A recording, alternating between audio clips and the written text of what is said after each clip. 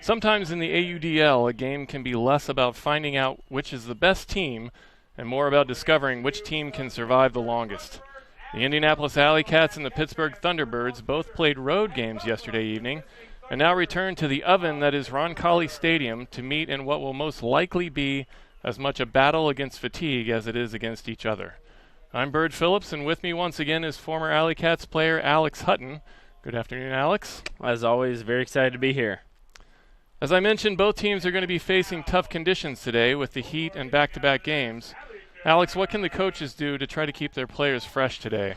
That's a great question. One thing is, obviously I see out here on the field, there's, at least on the AlleyCats side, they got some tents set up. I'm sure they have plenty of water, staying hydrated. But one of the things I talked to Coach Eric Leonard about before today's broadcast was that, they really were concerned 100% with Detroit being a must-win yesterday. Yeah. So they just said, we're going to go out here, play hard, and really just not worry about Sunday and take it one game at a time. So, yeah, and they played in Detroit, and Pittsburgh played in Chicago. Pittsburgh played at 8 o'clock, and the AlleyCats at 4. So they may have a little bit of an advantage in terms of fatigue coming back home, but I think both teams, with this hot weather, it's going to be difficult. So. The coaches are going to have to try and run guys in and out, I think, a little bit to try and keep some legs fresh. Yep. Again, with both of these teams having 2 games this weekend, today's matchup could have a significant impact on the overall standings. Yes, well, looking at it coming into this weekend, the AlleyCats are 1-5, and Pittsburgh, I believe, was 3-2. And so as of, yesterday's game, with Indy getting a win and Pittsburgh losing. A little bit surprising loss to Chicago, even though it was on the road. Yeah, I mean, Chicago certainly is one of those teams that I think can always come out there and surprise people. They definitely have a talented roster. With the AlleyCats, with a win today, can catch up 2 games in the standings, in 2 days. Yeah, with 2 wins for them and 2 losses for Pittsburgh. And so, while you have a 1-5 start, a lot of the talk around the league is that the AlleyCats were better than their 1-5 record. Yeah, especially since a lot of the games they were leading going into the fourth quarter. Yep. They really don't seem as bad as their record would indicate. And like you said, pulling 2 games on Pittsburgh in one weekend would be huge. Yeah, especially because I'm pretty sure they played 2 more games than Pittsburgh at this point. Right. And so they would get, maybe a little bit of rest, and then their second half of their schedule, I think, looks a little bit easier than the first half. So today, I think, could be a big momentum boost for the AlleyCats. Yeah, so they can get through this game today and pull out a win. That could set them up for the rest of the season, which is surprising considering the fact that before yesterday they were coming off a 4-game losing streak. Yeah. So, you look at that 1-5 record and you think they're done, and maybe not. Yeah. These 2 teams have been very evenly matched over the past 2 years, each winning 2 times, with the most recent game earlier this season being a heartbreaking 1-point loss on the road for the AlleyCats. We're glad to have you with us today to see if they can avenge that loss on this Universe Point Productions broadcast presented by Indiana Farm Bureau Insurance.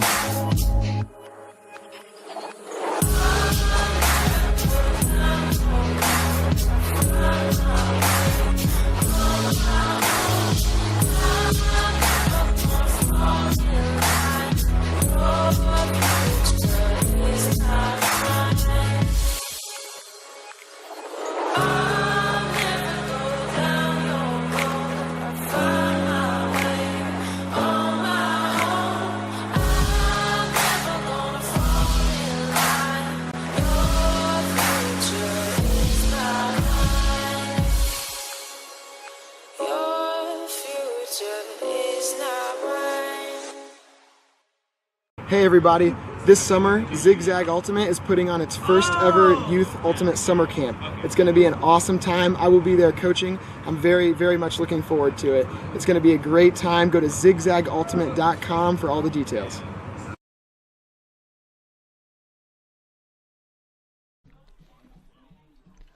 We would like to take a moment to thank our sponsors. Today's broadcast is presented by Indiana Farm Bureau Insurance. Find your local Marion County agent at infarmbureau.com. Indiana Farm Bureau Insurance. Stop knocking on wood. Today's broadcast is also brought to you in part by Health Zone Chiropractic. Enter the zone of peak performance and all-around great health. 5 Ultimate. Supporting Ultimate from the end zone to the dance floor. Disc Store. Offering the best service and best price on Ultimate gear guaranteed. BE Ultimate. Ultimate players making Ultimate gear for the Ultimate community. Layout Ultimate. The most durable Ultimate gloves. Layout Ultimate, what the pros wear. Indiana Ultimate Foundation. Supporting Ultimate at all levels in the state of Indiana. And of course, the Indianapolis AlleyCats. We're back here on the Universe Point Productions broadcast, brought to you by Indiana Farm Bureau Insurance, as always. Alex, I have to say I'm pretty excited to see this Pittsburgh team. I have not seen them live yet. There are a lot of players on this roster that can throw really well. The main one, I think, being Pat Earls, who has one of the most beautiful left-handed forehands I've seen in a long time. And he's a guy who delivers the disc really quickly, turns it quickly. And he's a frightening player if you're an opposing team. Yeah, I think if you're a fan of good ultimate athletic players, like you said, quality throws, I think today is going to be the perfect broadcast for you. I think it's going to be an exciting game. I'm looking forward to seeing what really both teams, as you said, bring to the table, and it's going to be. I think it's going to be a good game. It should be full of great plays. And I think this is exciting stuff. Yeah, and I think most of the games that they've played against each other, they've had quite a bit of points on the board. We know the AlleyCats, that generally is their modus operandi. If they're going to win, they need to score a lot. Well, yeah, that's definitely something, I mean, they had 32 points yesterday against Detroit. Right. But, it's one of those things where, obviously Madison is, a lot of people would say has really dominated the division over the last few years. But, Pittsburgh, their roster is, I'd say, a lot of times up there with a lot of teams.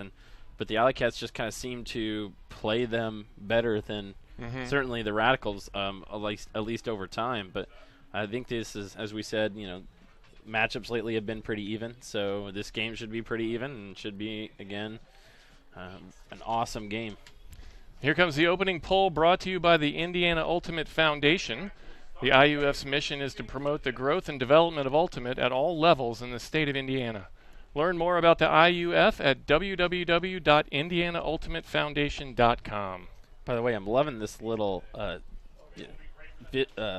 visual we have on the screen, the scoreboard here. I mean, this is, logos are nice, colors. Looking at the that's nice, honestly. Our producer Heath Shanahan hooking it up as always looking to improve. Probably one of the most underrated parts of the AUDL right there. Oh, definitely the Heath most Shanahan underrated. right there. Yeah, absolutely. Yeah. So we have our first pull from Pittsburgh to the AlleyCats. It goes out of bounds. The AlleyCats will take this at the brick. One of the most interesting things, at least to start, is you go ahead and see, again, Keenan Plouffe is going to be handling the disc. I see Spencer Loscar out there on offense. That's maybe something that we'll see is kind of new, but I know that Coach Eric Leonard has talked about how he's pleased with the flexibility of all of his players. So, again, something that you'll see from the AlleyCats roster. Yeah, it looks like we have a little bit different lineup than we saw traditionally.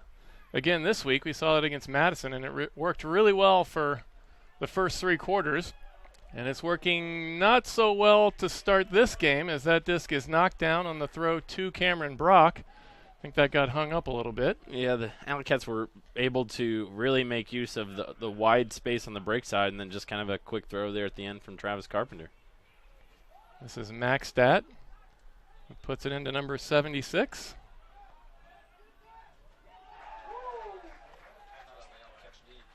Travis Carpenter with the D, gets it back to Brock. Brock sets it up to Sohn. Sam Sohn in the middle now.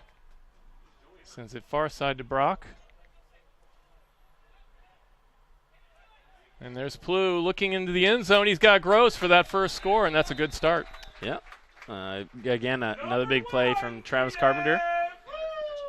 And, again, I think one of the things you're seeing early is again, the wide field is certainly coming into play. Very hard to defend all the way across, and if you're able to kind of get a nice little float on the disc.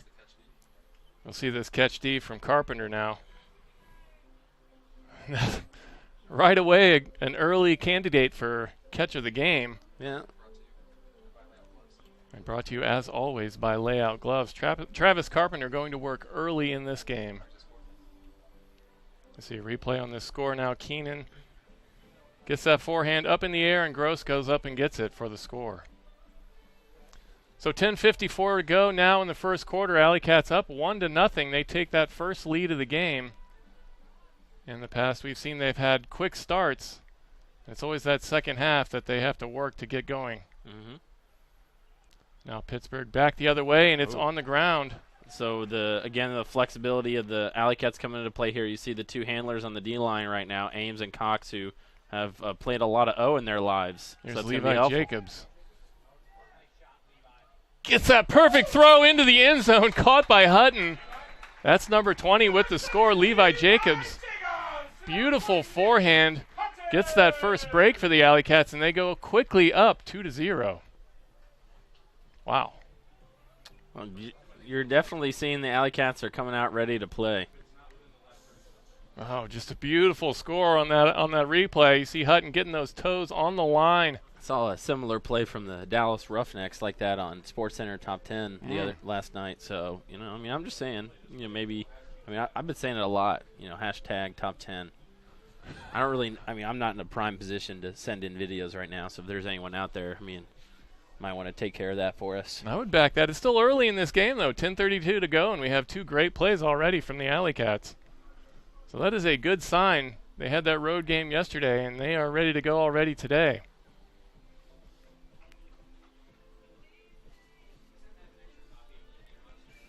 So we're going to have the poll now from the AlleyCats. Excited to see Nick Hutton back out there. I'm really kind of, if I'm picking maybe someone to have a big game for them, really anybody could. I'd really like to see Nick Hutton go out and make some plays on D today. Oh. There's a big forehand down field, and there's flow. An easy score for Pittsburgh. Yeah, jinx that one maybe. Yeah, and that's number 81. I can't say his name. DiGirolamo. DiGirolamo. There you go. My brain does not want to work on that, but we know we're going to be saying his name a lot today. The first two games of the season, he had 13 goals, so he is a guy who goes and gets the disc. You can see he has good size. He knows where to be, and he gets that first score for Pittsburgh. Maybe he hasn't played for them as much as they would like, but when he's out there, as you said, we're going to be talking about him a lot today.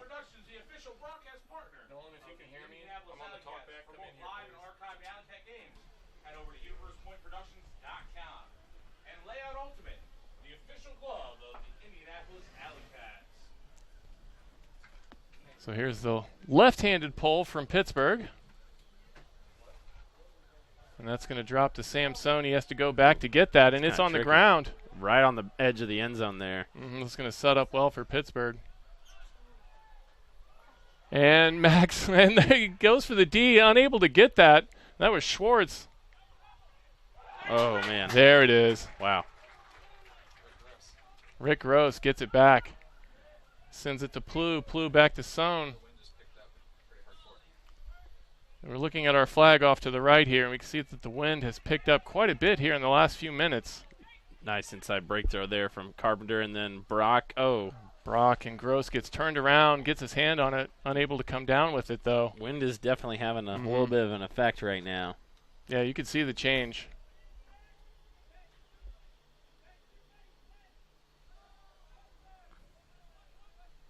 And now number 95 for Pittsburgh. It's Isaac Smith with it. He puts one over the top. Good D by the AlleyCats. Got a stall called, and then a little bit of a frustration throw there. Yeah, some attitude from Anson Reppermund. Not too happy about that situation.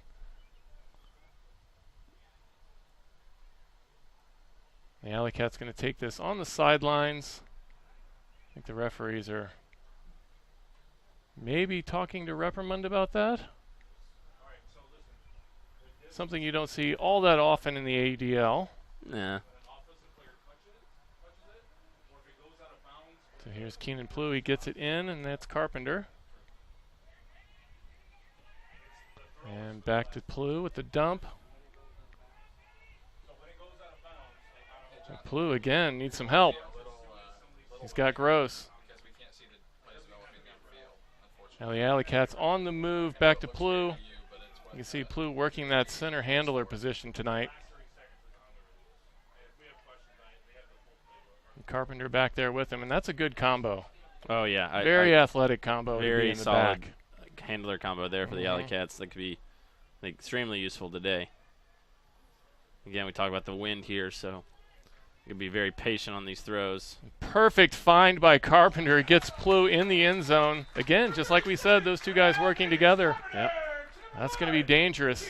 Took a few minutes off the clock there. Down to about 8:37 now. 3-1 now. AlleyCats up over the Pittsburgh Thunderbirds. 8:37 to go here in the first. Definitely seeing both teams kind of, I think, maybe underestimating the conditions out there a little bit. I don't know, just a few rush throws. I don't know. Yeah, AlleyCats able to capitalize. Going to have to be patient with those throws going into that wind, as the AlleyCats were doing on that score. They worked it out, though, and like we said, you saw the replay there, Carpenter with that forehand to Plew. And Plew on the run, and that's something he's done a lot of in his career. But now it seems he's been moving to the back of the field, but he can still get to the front if he needs to. Yes, I've been saying a lot over the years, he has to be one of the hardest players to guard in the whole AUDL, and I think he gets recognition for that quite a bit, which is good, well deserved. Nice spread, different spread out here for the Pittsburgh Thunderbirds. Got three. It looks like they had three handlers to start, kind of staying with that a little bit. Here's Thorne. He gets it back to Jack Slavin, is number 88. Ooh. Had kind of a little bit of a head collision out there near midfield. Looks like Wally Kasperzicki for the AlleyCats. I'm not sure who that is for the Thunderbirds. Yeah, Kasperzicki looks dazed. Sure, the heat certainly can't be helping with that right now. Right. Hope both those guys are all right. And they say that ultimate technically isn't a contact sport, but there are definitely bodies flying around all over the place. And when they collide, it can be bad for both parties. You see the Thunderbirds still on the ground. Kasperzicki is up and walking off, so that's good for the AlleyCats.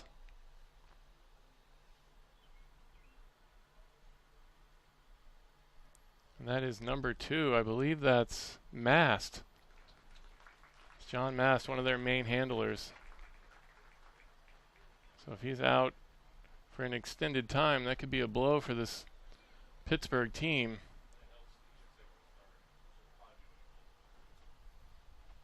Yeah, I don't think he has any issues with his limbs. It looks like he either hit his head or got the wind knocked out of him. Yeah, no one really likes to see that. You know, Ultimate's obviously a lot about spirit, so everyone's really happy to at least see him up and walking around. Looks like Kasperzicki is going to be replaced by his brother. That's Willie Kasperzicki. Willie Kasperzicki. I mean, they're siblings, but at least related. I'm pretty confident in that. Now this is Earls.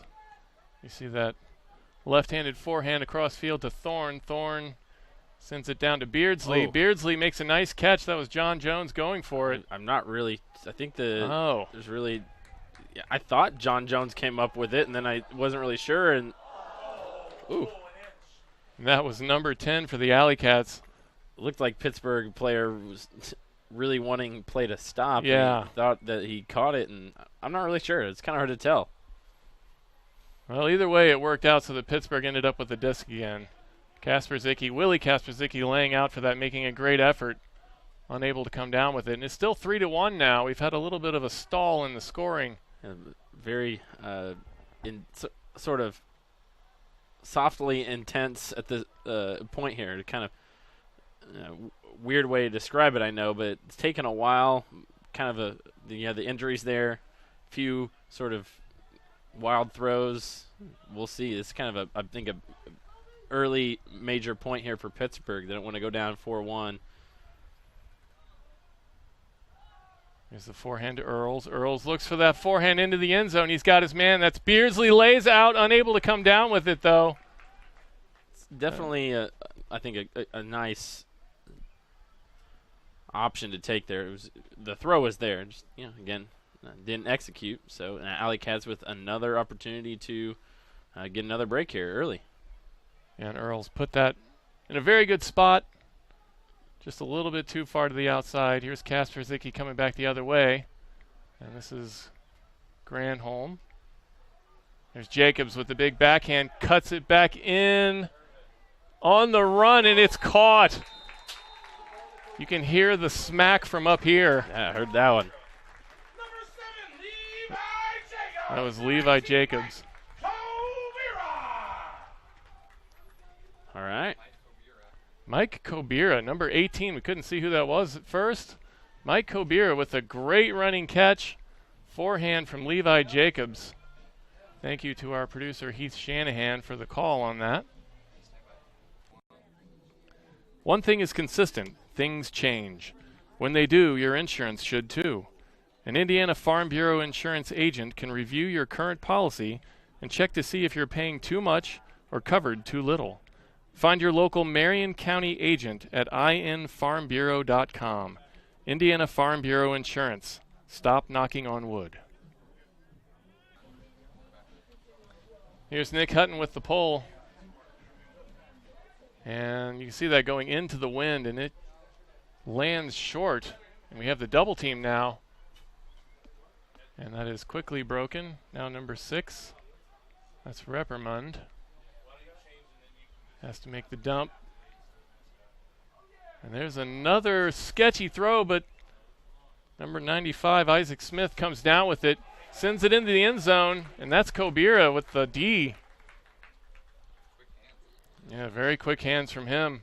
He read that one very well and just kind of got his hand out there. Yep. So the AlleyCats with another break opportunity, and like you mentioned, Pittsburgh looking a little off so far in this game. Here's Granholm, sets up that big backhand. He's got a man, might be a little too far though. Yeah, he's throwing that into the wind. I think maybe thought that was going to hang up a little more than it did. And that thing just took off. Again, I like the look. I really do. I mean, hey, he had his guy. Z-Barth had plenty of room to run that down. Wind just kind of kept sailing farther and farther away from. So now the AlleyCats set up that double team on the goal line. Ooh. It's a nice backhand to break that.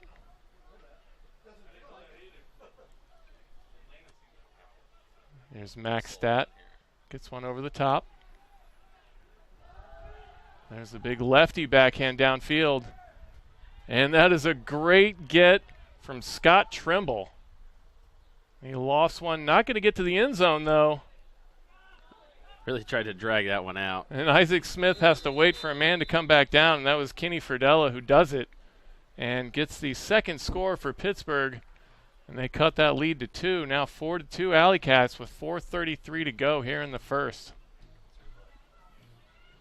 We'll see this replay. He tries to jump that into the end zone. Seems a little disappointed that he has to make that extra throw. Does a nice job, though. You feel more for the person that doesn't really get credit for the assists like they do in hockey, where usually 2 people get assists. Kind of feel a little bit for him, but that was a nice setup. Yeah. Maybe that's why Smith had that body language. He wanted to get that assist for his teammate. Yeah. Looks like we have a fairly consistent O-line here for the AlleyCats now, with Plu and Sohn handling, and then Brock, Gross, Carpenter, Loskar, and Schwartz as the cutters. This has been their kind of go-to O-line so far. And this one does hang up going to the right. Sohn comes down with it. Now we have Carpenter on the far side, fakes that backhand. For the most part, the AlleyCats have done a really good job where the deep looks have been there, but just trying to wait for the right, not just the right look to be there, but just for the right body positioning to be there also. So they're really making a good, their decision making has been great. Schwartz makes a perfect cut on that. Yep. Rick Gross finds him. He goes up and gets that. That hung up a little bit. Yeah. And he times it perfectly and gets that score. So Rick Gross with that assist. One interesting note here is maybe the fact that he's kind of on the left side of the field, throwing it to the left side of the field, but again, the mark really wasn't there. He didn't really have much pressure on the huck there, so I think that's part of the reason why he threw it, is that he kind of felt really comfortable, especially with the mark kind of being off him, making that throw, and then just was able to use, I think, the wind to his advantage, because a lot of times we say, if you're kind of closer to the sideline and the person making the deep cut is on that same sideline, you don't really have any sort of room for error. It's kind of the same third of the field, as we like to say a lot of times in ultimate. So, but I think in that case, again, with not really having much pressure on the mark and the wind being a little bit of a factor, was able to complete the throw. Excellent point, and that was a very good layout from number 43 Jake Rovner to try and make that D on that play. And he put his body on the line and didn't come down with it, but give him props for that effort. Yeah. Not only did that roll out, but that went kind of significantly down the field, so the Thunderbirds there having to make up a lot of room, and sort of uncharacteristic quick turnover there for them. Yeah, Unforced turnover there. Jimmy Towell puts that on the ground. I think he was turning before he caught it, and that happens. Now the AlleyCats going to look for another break now. Here's Kasper Zicki, gets it to Jacobs. Jacobs has been dangerous so far in this game. Gets it to Cox. Cox, as we said, a handler, and he puts it out to Jacobs, and Jacobs goes and gets it. Talk about sacrificing your body. Yeah, you saw him make that. A lot of times, when you're cutting downfield, you get like eyes on the sides of and back of your head. You just kind of know where people are, and you kind of see him here. I'll take a quick look and see. Okay, he sees kind of people coming over and kind of knows he's going to need to lay out for it, and is able to make the catch. Oh, it was amazing. Amazing timing, amazing effort from Levi Jacobs. Gets that first goal to go with 2 assists now in this game. And he puts the AlleyCats up by 4 with 3:22 to go in the first, 6-2. And so far in this game, like we said, they've been known to have some quick starts, and they're having a quick start tonight. Yep. Again, we're seeing energy certainly isn't a problem for the AlleyCats. Definitely came out here motivated and ready to play. But again, I think they're definitely using the depth of their roster to their advantage right now. Yeah, and like we talked about, these back-to-back games, both teams on a back-to-back after a road game. And, of course, this is still a road game for Pittsburgh. Yeah. But, it can be tough. It can be really tough on a back-to-back for a team that's been on the road for 2 nights. Yep, seeing a lot of players get some points for the AlleyCats now, definitely using all 20 players to their advantage. Got a couple tenths on their sidelines, so they're buying all. They're all in today for sure. AlleyCats have come ready to play.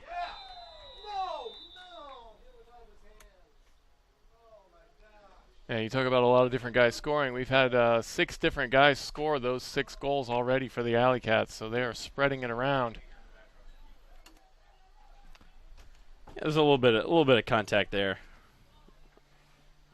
It's always hard with those double teams. So that was Maxstat. Now this is Tremble. Tremble puts one up into the end zone, and there's a quick score for Pittsburgh. And that may get them flowing a little bit. That was number 6, Repperman, who gets that goal. And I think that's what they needed at this point, to be able to push one down the field and make some catches, because they've had a lot of turnovers so far in this game, and they need to get themselves focused. Yes. You see Repperman with that score. He was a little frustrated earlier in the game, and probably not frustrated with that, though. That was good flow from Pittsburgh. Today's broadcast is brought to you by the Indiana Ultimate Foundation. The IUF's mission is to promote the growth and development of Ultimate at all levels in the state of Indiana. Visit them online at indianaultimatefoundation.com. So now the AlleyCats O-line ready to go from left to right. They're going to go into the wind now. Probably going to see that on this pole. And another deep one comes down to Samson, right on the goal line. And Pittsburgh with the double team now. And that is a soft dump from Plu. He was in trouble, and he gets that out of there, but just barely. Yeah, right at the last second there. The AlleyCats, everyone deep set up right now, and this is Gross. He's got that forehand. He's got a man. It's Schwartz again. He goes up and gets it. That's the second beautiful catch from him today. Gets another goal. That's number 2. What he lacks in height, he definitely makes up for in timing and body position, which very helpful. And Rick Gross also with 2 assists, and both of those to Max Schwartz. You see the replay on this. He's not a big guy, but he's got perfect timing right now. Believe he has those characteristic bright yellow shoes that we love to see. Always know where he is on the field. If either team gets a Callahan in today's game, 5 Ultimate will offer a 10% discount from their store for the next 24 hours. If a Callahan happens, we will be given the code and share it with our viewers. Thank you to 5 Ultimate, as always, for their support. New sponsor for us this year, and they've been great so far.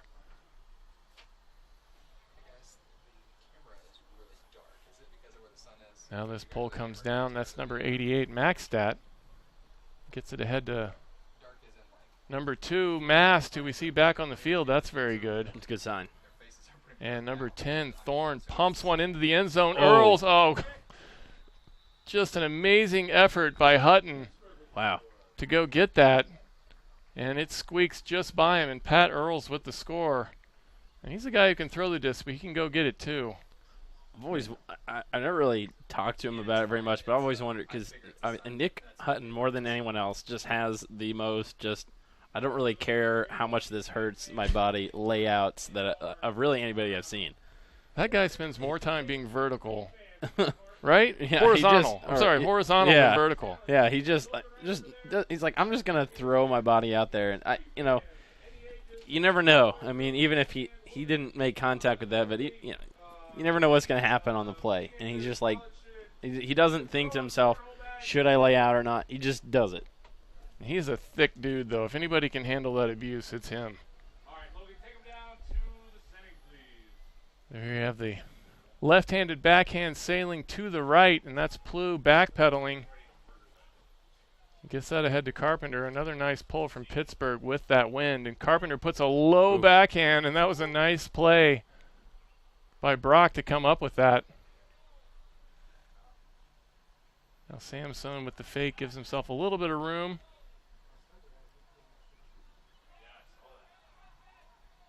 And Laskar has to make the dump to Carpenter. Carpenter again here on the near side. Gets that forehand to Schwartz, who's on the ground. No call, though. A little interesting. Yep. A little contact there, but they play on. This is Plu. Just play on. Gets it to Laskar. Now Gross in. He wants to make that forehand, but there's a whistle. Yeah, I see a little bit of contact there. Some guy kind of a little contact on Travis. He's trying to make his set up an in cut for an out cut. Yep, so Gross going to step that off 10 yards. Got about 10 yards to go to the end zone.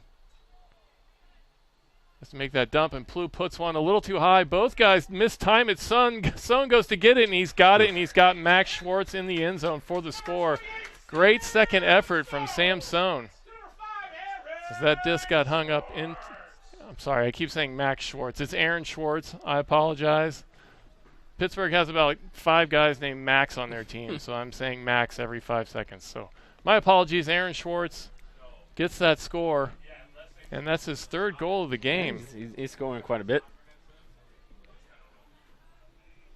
We saw that throw hang up just a little bit from Keenan Plu, and Samson makes an excellent second effort on that play. Puts the AlleyCats up 8-4 now with 1:18 to go here in the first.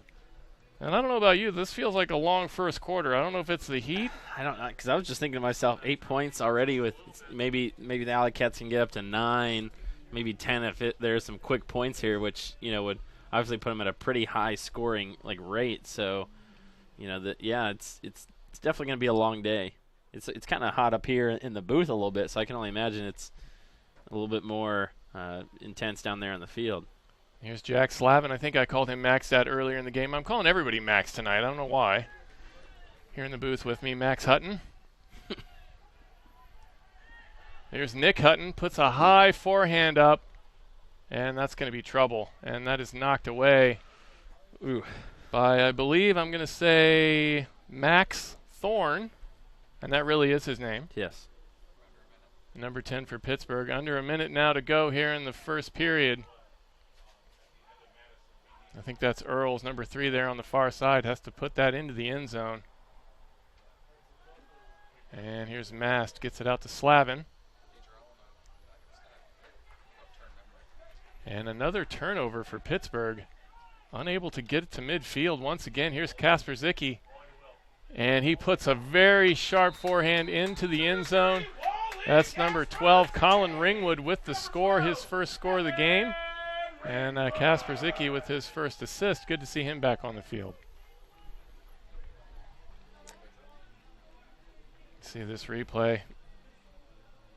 And you see him look, and he finds Colin Ringwood there all by himself. Makes a great cut to get that score, get that break score. Now the AlleyCats with 9 points here in the first.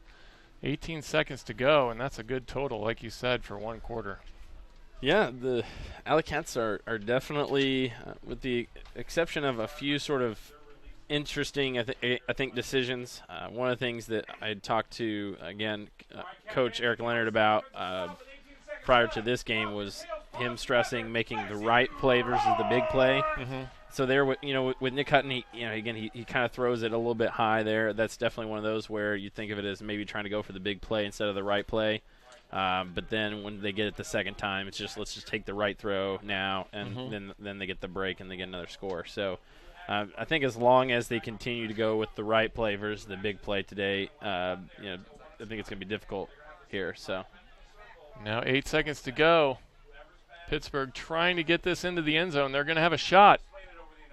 And that is knocked away by Travis Carpenter. Good anticipation on that play. That throw from Pittsburgh, trying to push that in the end zone for the end of the quarter, and they are unable to do it. And that ends the first quarter with 9-4, a 5-point lead by the AlleyCats. And that's what else can you say? That's an amazing start for them. Yeah, I mean, again, I it's very interesting. I'm looking out there, and I definitely think the AlleyCats are. One of the things that always comes to mind when I think of their roster is how athletic they are. Just a lot of young athletic talent on their roster. And I don't know if against the fatigue or just I don't know what it is with Pittsburgh, but I think as long as, again, the AlleyCats stick with the right play, it's going to be difficult for Pittsburgh to make up this 5-point. We'll take a quick break. You're watching the Pittsburgh Thunderbirds versus the Indianapolis AlleyCats on UniversePointProductions.com, presented by Indiana Farm Bureau Insurance. Cheap furniture. Nice game system. New job. Steady girlfriend. Wedding. Dog that serves as a practice child. Little kid. Little kids. Oh. Big kids. Big changes. So, once a year, Indiana Farm Bureau Insurance checks to see if we're paying too much or covered too little. Find an agent and stop knocking on wood.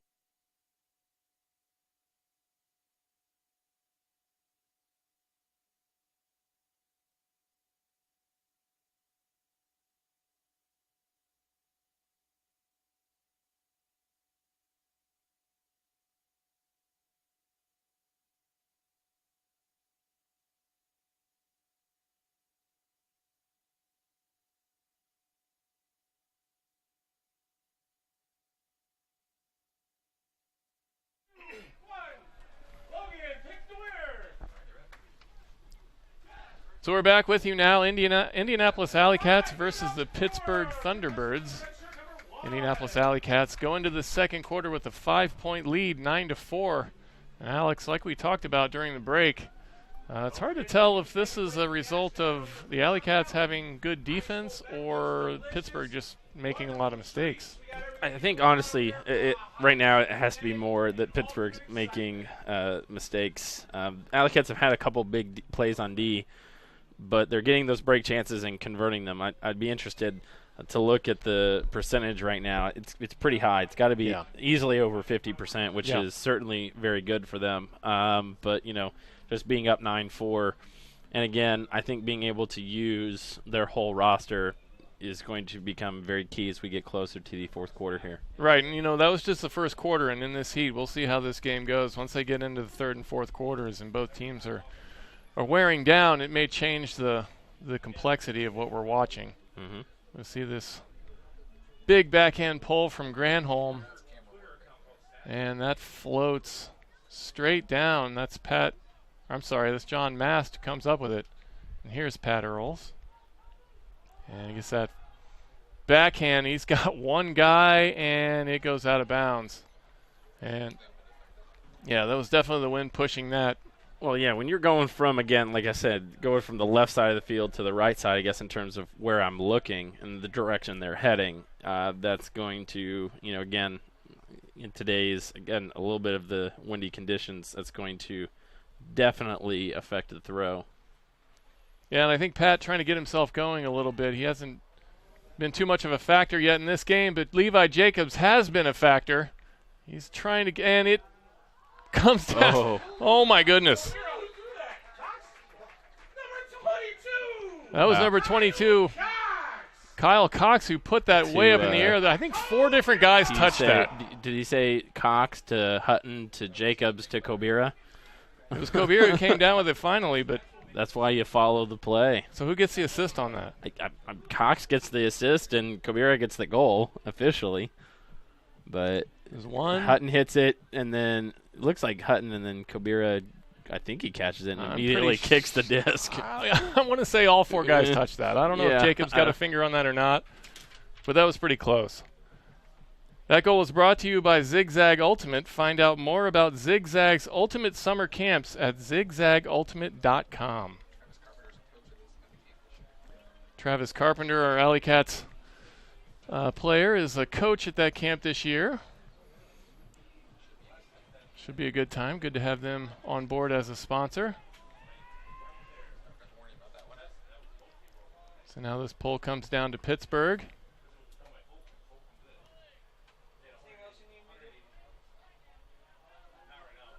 And that's number 80, Maxstat. Gets it ahead. That's Smith, and there's number 32. It's Mogielski.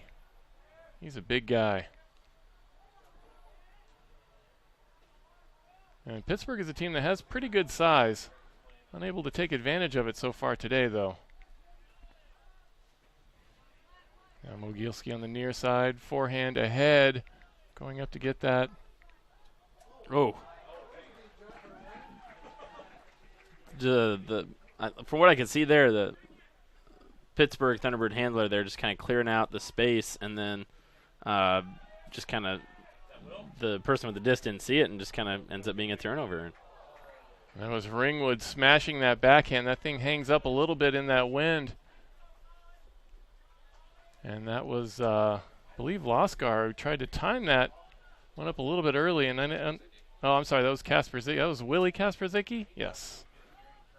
Unable to come down with that. That would have been an amazing read by him. That disc was floating hard off to the right. Now Pittsburgh going to take this in the end zone, try and bring it back the other way.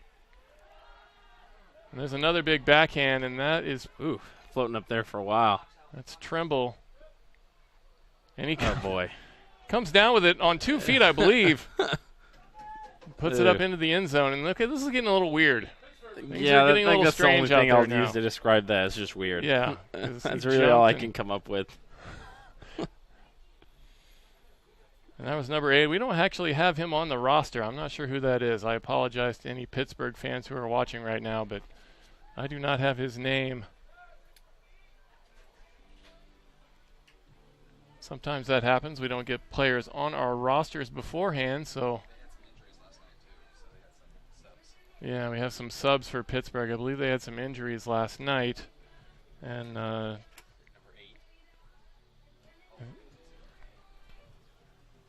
I know that Tyler, I'm going to mess his name up again.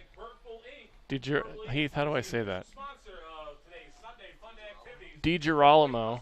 I think he did not play last night for Pittsburgh in Chicago, and he drove in to Indy from Pittsburgh overnight, or this morning, I think, to play in this game. So,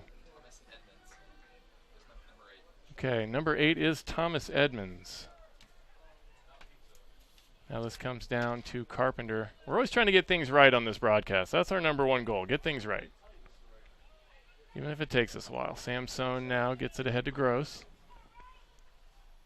Gross with that soft forehand, and it is caught by Spencer Loskar. And then immediately gets rid of it.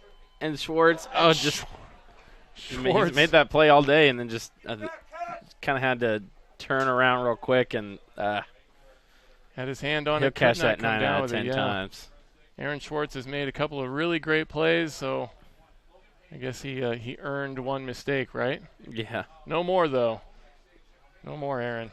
You see that sometimes the phrase is often used is conservation of greatness. You kind of make a great play, and then it usually just you try to do something wild and crazy because you're just sort of hopped up on adrenaline, and then something crazy. I mean, it was a perfectly good throw, but I think we get a timeout Pittsburgh here.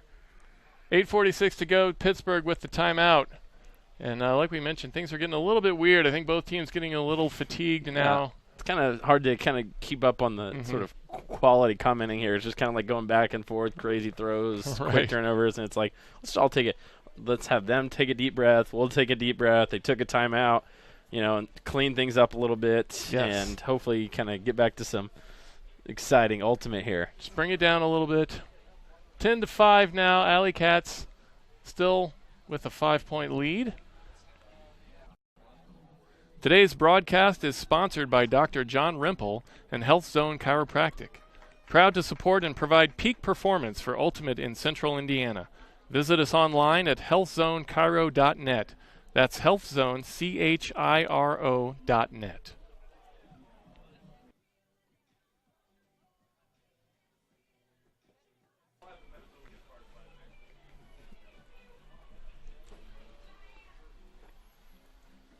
So we're back with you now, 8:46 to go here in the second. And both teams milling around on the field now. We're going to see Pittsburgh with the disc. I believe that's Thorne going to pick that up. He's got a double team on him. And that is Kyle Cox and Kobira. Not a lot of size on that double team, but we'll do what they can. Double teams a lot of times in the AUDL, especially, is about timing. Do you not expect it? And then what's kind of the flow of the game? Starting out from a timeout, you usually don't always see a turnover just because, again, you see all that wide space. But maybe off of a pull or a turnover out of bounds, just when you don't expect it, a lot of times you'll see just uncharacteristic turnovers maybe. And that was a great get by Tyler DiGirolamo. DiGirolamo. What is wrong with me? I don't know. You get that some. Yeah. There's just some things my mouth just doesn't want to do. I'm sorry. Yeah. That's one of them.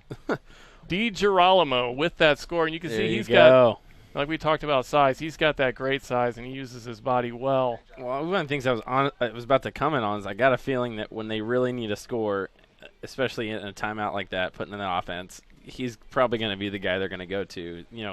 Timing the deep look there, and then just put it out to space and let him go catch it, and that's exactly what they did. Yep, and that's his second goal of the game, and he is a prolific scorer, and especially today without Mark Fedorenko, who's another one of their big scorers. Yes. He's got his work cut out for him as a cutter tonight. And that assist was from Thorne once again. So this disc going to come down to Samson. He scoops it off the ground. Seen this side stack look from the AlleyCats a couple times, and then just making use of the wide space. Oh. And Samson crushes that forehand. Carpenter went up to get that, but it was knocked away. I thought he was going to come down with it. Yeah, he had the size in that matchup. But Morgenstern there. Yeah, number 13, big Carl play. Morgenstern. Not a big guy, but makes an excellent play on that. Will this be 3 points in a row for Pittsburgh if they get it? Yeah. 10-6 right now. This would make it 10-7. But 2 or 3, cutting it to 4. That'd be big for them. This is number 76 trying to go and get that. Wow. And he does.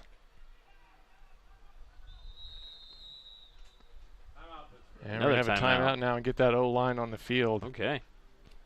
Interesting. Yes. Interesting.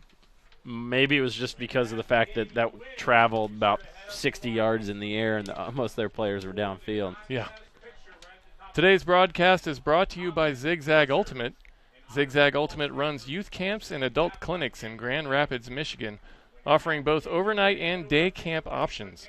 Campers will be coached by some of the best players in the world, including the AlleyCats' own Travis Carpenter. Find out more about Zigzag Ultimate, find out more at zigzagultimate.com.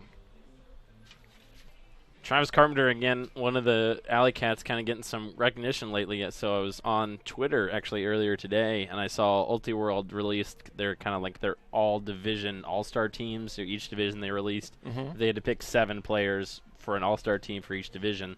The only AlleyCat that made the list was Travis Carpenter. And one of the sort of the big points they made was that when he is on the D-line and they have a break chance, meaning they get the D, they're trying to go for the score, they convert 32% of the time, which is actually equal to the average on the entire Madison Radicals roster. So, obviously, again, like one of the things I mentioned to you is that's a little bit skewed because maybe there are some people that have only had 1 or 2 chances and didn't get any, so that's a 0%. But still, it's again, they just talk about the fact that really offensively, defensively, all the stats go up when he's on the field. And that's Max Soren on the goal line, and he gets that score right away for Pittsburgh. He gets that assist for Pittsburgh. And I believe that's Reppermund who got that score, number 6. So like you mentioned, Pittsburgh now turning this around. AlleyCats still with a 3-point lead, but they've lost some of the momentum. Yeah. Chip away maybe a little bit at a time, and you never know. And right now we're at 10-7, and AlleyCats, big point here, I think, really need to come down and get a quick score, or at least just a score. Yeah, you almost get the sense that, you get the sense that Pittsburgh had those road legs there in that first quarter, and they're starting to get them under them again, and they're moving the disc quite well now, and their defense is getting a lot more opportunities than they were in that first quarter. So really for them, it's about not putting the disc on the ground, though, because like we said, they made a lot of mistakes. Yeah. And if they can clean that up, they're going to be right back in this. Yeah, well, I'm sure their coach and their captains shared in that timeout, let's take a deep breath, and we're better than this. Let's clean it up. And sure enough, they've gone out there and they have done that so far. Sometimes just a well-placed timeout in Ultimate is one of the best things that you can, one of the best medicines, I guess, so to speak, especially for a deficit like the Thunderbirds had.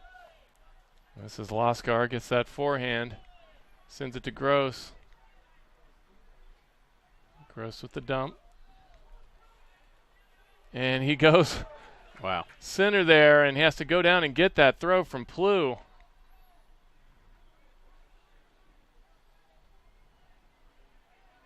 Samson sets up Brock.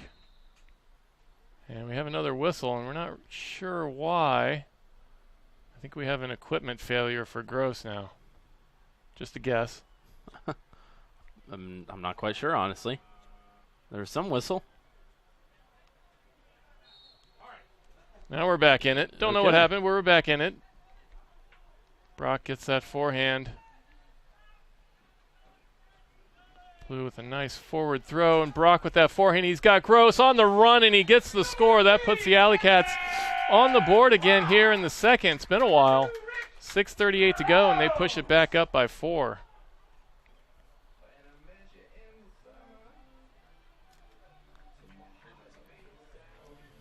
Here's the replay. You see Brock with that nice forehand cutting back into the end zone. And Rick Gross on the run. He's got, I believe, his second goal to go with 2 assists now. And he's the guy who has his legs under him, no doubt. Mm-hmm.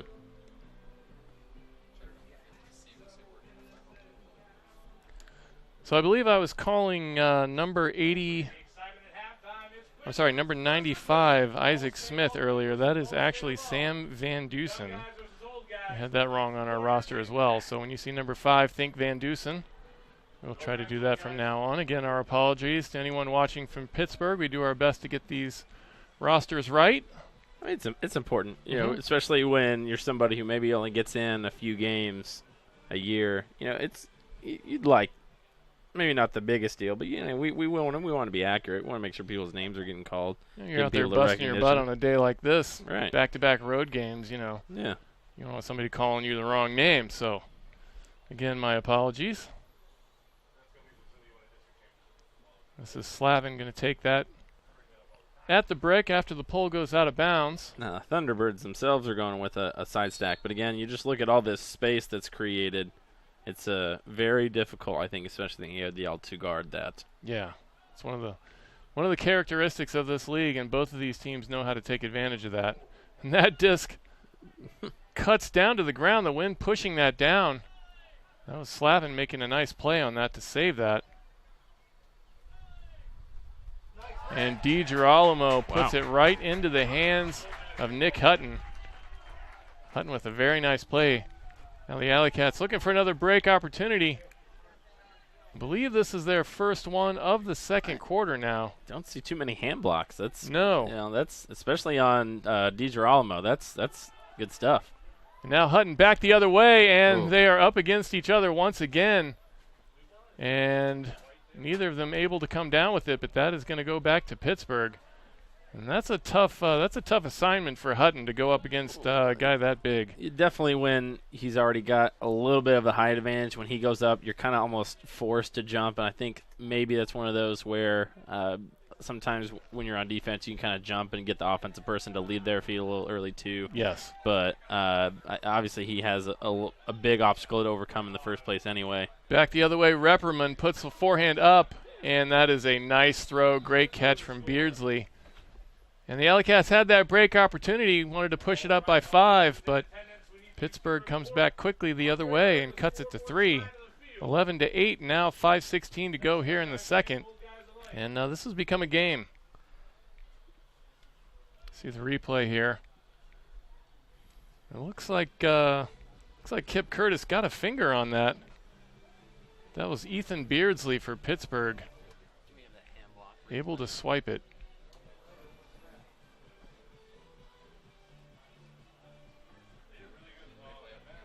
There we go. Here's this hand block again here. I'd be interested as we watch it here. Oh, it kind of creeps over a little bit on the mark, and he's looking downfield. I think he just times it very well. I mean, I think that's even harder than it seems. You just kind of have to position yourself correctly. You're not going to see that too many times, but that was a good play. Nick Hutton probably a little disappointed that he was unable to dive for that, though. And there's Schwartz. He's been stomping on guys all night. They've been making some fair amount of contact with him, though. I don't think he's certainly not asking for that. That's the second time that number 43 Jake Rovner has been under his feet like that, and I think he got hurt a little bit. But I don't know if Aaron Schwartz is. I almost called him Max again. My God, I don't know if he's too happy with the way he's been having to step around him on the ground. Yeah, that's one of those that gets old very fast. Usually after the first time it gets old, and that's happened about 3 times I think today. So that's definitely something you even want to be careful. Laying out can sometimes be a dangerous play, so you kind of want to watch that. Speaking of laying out, yeah, there you go. Another opportunity for the Pittsburgh Thunderbirds here. Yep, they're going to try and get this break. That was number 76 on that play. And he gets it in the end zone. I believe that's Tad Weiss. We don't have his number either, actually. Like we said, Pittsburgh has a lot of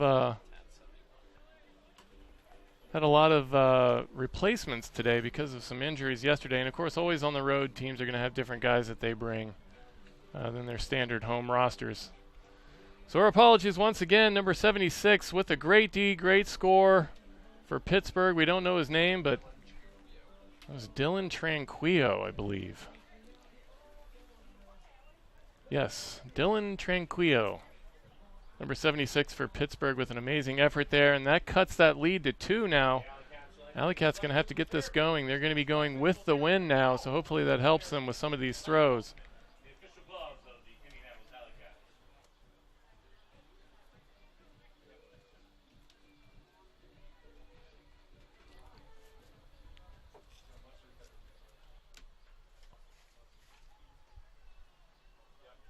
have Cox with the disc. Looks like he's running on the O-line now. The AlleyCats, he's been on the D-line also tonight. Oh, yes. I'm sorry, this is D-line the playing O-line. Yes. You'll sometimes see that O-line got broke there a couple times, so just give them a nice little break. And, well, another D-line chance does here the for same the thing. Thunderbirds. Yeah, that's number 15, Trimble, with the knockdown. Now Pittsburgh back the other way. They're going to try and cut this to 1. And they absolutely have the momentum at this time. This is Ferdello.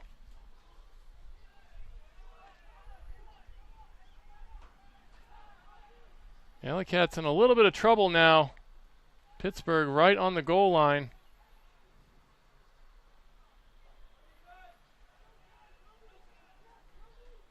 That's 71 whistle, and he's unable to come up with that.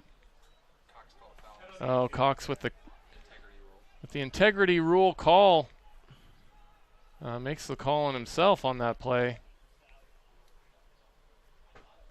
So Whistle's going to take this. Weisel, I'm assuming it's Weisel. He's going to take this on the goal line.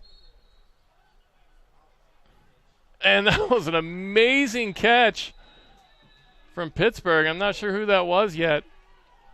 That was I thought that was not going to get there. And it does. So Pittsburgh cuts that to 1. This is honestly a look you see a lot in the AUDL when you have people that are such experienced and quality throwers. When you have everybody, like when you saw there, everyone's lined up on, I guess if we're kind of looking the direction they're going, on the right side of the player.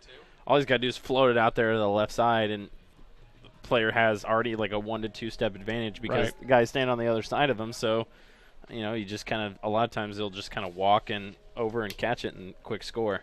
That was Steve Mogilski with that score. And, you know, it's one of those things where you got to put it where the defense isn't going to get it and hope that your guy can get it. In that case, Steve Mogilski, number 32 for Pittsburgh, did go get it. So now the AlleyCats going to try and maintain this lead. They've only had 2 scores so far, 3:10 to go here in the second quarter. And they put 9 on the board in the first quarter and only 2 so far in the second quarter. So that is quite a turnaround. A lot of credit goes to Pittsburgh, I think, on that. They've had some really nice D. And here's another one. Carpenter unable to come up with it. And the man who put that D on him now has the disc. He's got a man in the end zone, puts that hammer into the back of the end zone, number 76. That's Tranquillo again with this second score of the quarter. And that game is tied. Wow. Yeah, just like that. That's that 7-2 advantage so far for Pittsburgh this quarter. Yes. Yeah.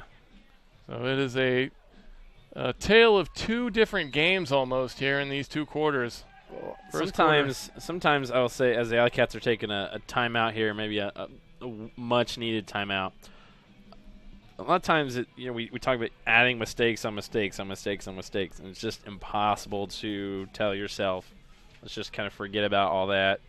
And especially now with it's like, okay, it's a 0-0 game, but, you know, with it being 11-11, it's all tied. There's, you know, no team has the advantage now. It's almost like you reset and just let's go back to playing the ultimate we were playing all along, making the right play instead of the big play, playing good ultimate.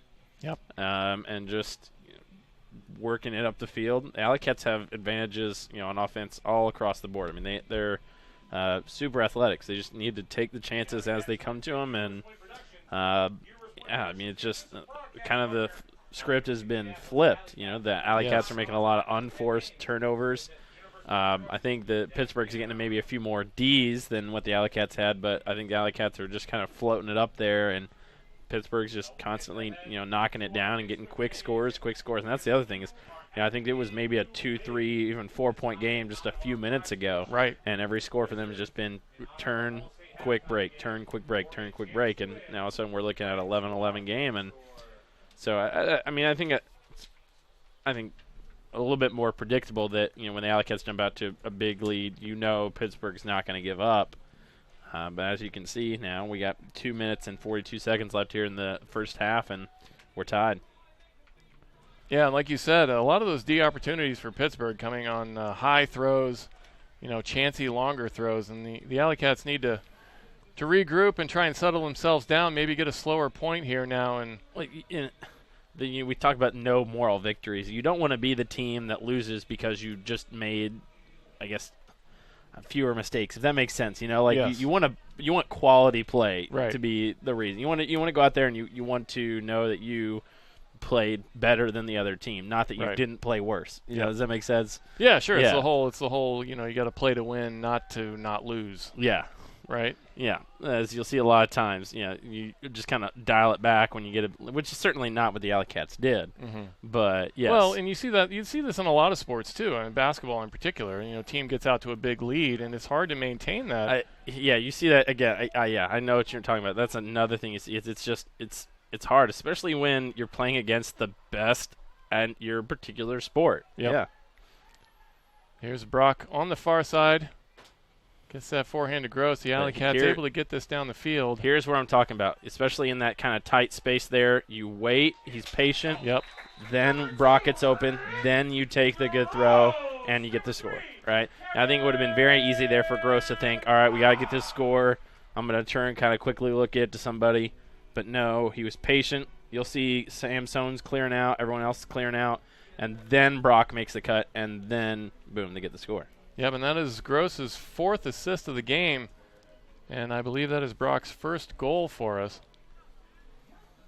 The AlleyCats put that back on the board, and they take that 1-point lead back with 2:02 to go here in the second. And, that's only their 3rd goal of this quarter, and that was a desperately needed one, so that timeout came at the right time.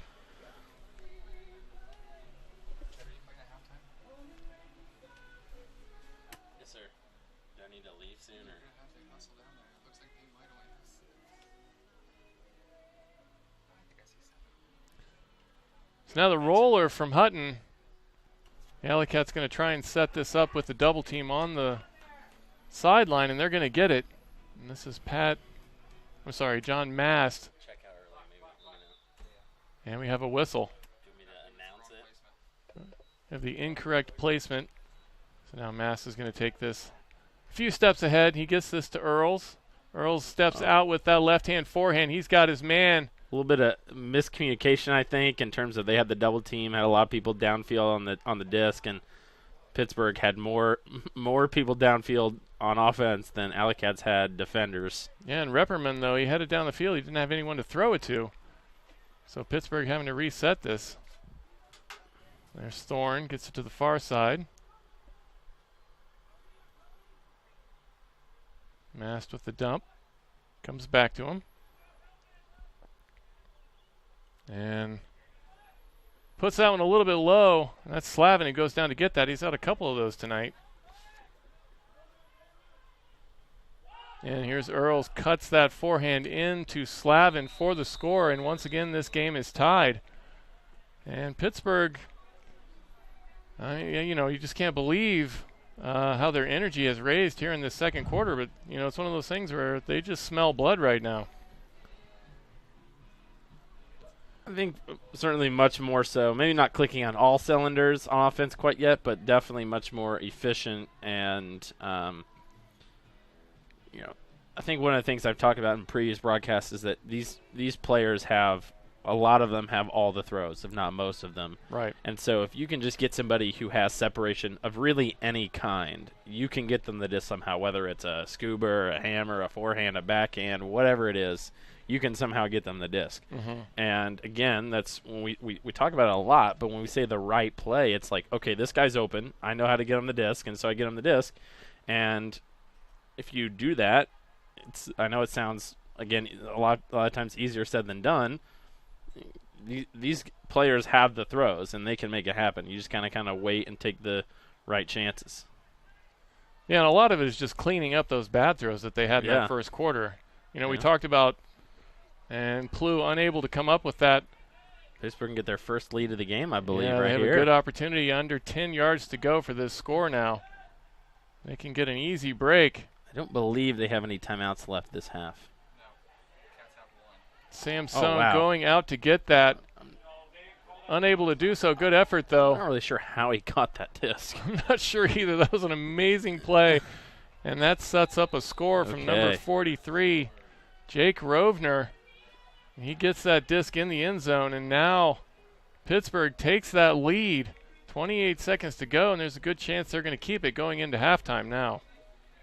That was Maxstat. Just kind of threw the defender. Someone was standing there, perfectly reasonable, but just kind of throws through him. And this is changed quickly. What was 9-4? Indy had the first half advantage, and then now it's 9-3 in favor of the Pittsburgh Thunderbirds in the second quarter. Yeah, and a lot of it is, who can kind of get that flow going on both offense and defense and kind of meld that together. And Pittsburgh has been doing that here in the second quarter. Yep. It'll be interesting to see who comes out in the third quarter ready to go. Yep. The AlleyCats, 30 seconds to go now. Have a chance to tie this up, and that's a good amount of time. That comes down to Plu. That's Michael Ames now on the O-line in a position he's played a lot of. Maybe a little bit rusty, though. Tries to get that to Cox. And Pittsburgh going to try and put this up by 2. They have 12 seconds now. That's Van Dusen gets it to the far side, and there's Mogielski in the corner of the end zone. The infamous whistle, the scoober. That's kind of one of the things. I've seen some highlights of him and scoobers that he's thrown. I've seen him make full field, like one sideline to the other. I'm not even talking it floats in the air. Somehow throws a laser upside down. And so the scuba is definitely one of the things that he has in his arsenal, and you can see it there. It just kind of floats it into the right space to where only the Pittsburgh player can catch it. That was just the worst case scenario for the AlleyCats on that. I've had throws like that that Ames had, where it's like you throw it and it just seems like there's really no way that it's going to be a turnover, and just somehow you can't explain it. You're like, I don't know how that happened, and sure enough, Pittsburgh capitalizes again. Yeah, we have the wind kind of coming from our right to left, and we've seen a couple of throws be pushed down by that unexpectedly. We saw another throw by Pittsburgh earlier that I believe it was Maxstat had to go down and get it. Well, if they can't get this score here in 5 seconds, we'll see here. But I'd be interested to see how many times in the AlleyCats history they've been outscored by 7 points in a quarter. Yeah, I'd be interested to see that. An amazing turnaround, no doubt. And here's Carpenter going to try and get this score. Plenty of Pittsburgh players there to knock it away, and they do. That is the end of the first half. So, wow. AlleyCats, plenty of mistakes there in the second quarter. They're going to have to go in at halftime now and try and figure some things out. After coming out looking brilliant in that first quarter, unable to keep that up in the second. And we've seen some games in the past where they've had trouble coming out of halftime, so they're going to have to change that around today. We're going to take a break for halftime now. You're watching the Pittsburgh Thunderbirds versus the Indianapolis AlleyCats on UniversePointProductions.com, presented by Indiana Farm Bureau Insurance. First apartment. Dog named Bella. Boyfriend, TJ. With the sweet ride and the bad secrets. Exit TJ. Hey, it's Eric. Wedding, Eric Jr., new house. Luckily, once a year, Indiana Farm Bureau Insurance checks to see if we're paying too much or cover too little. Find an agent and stop knocking on wood.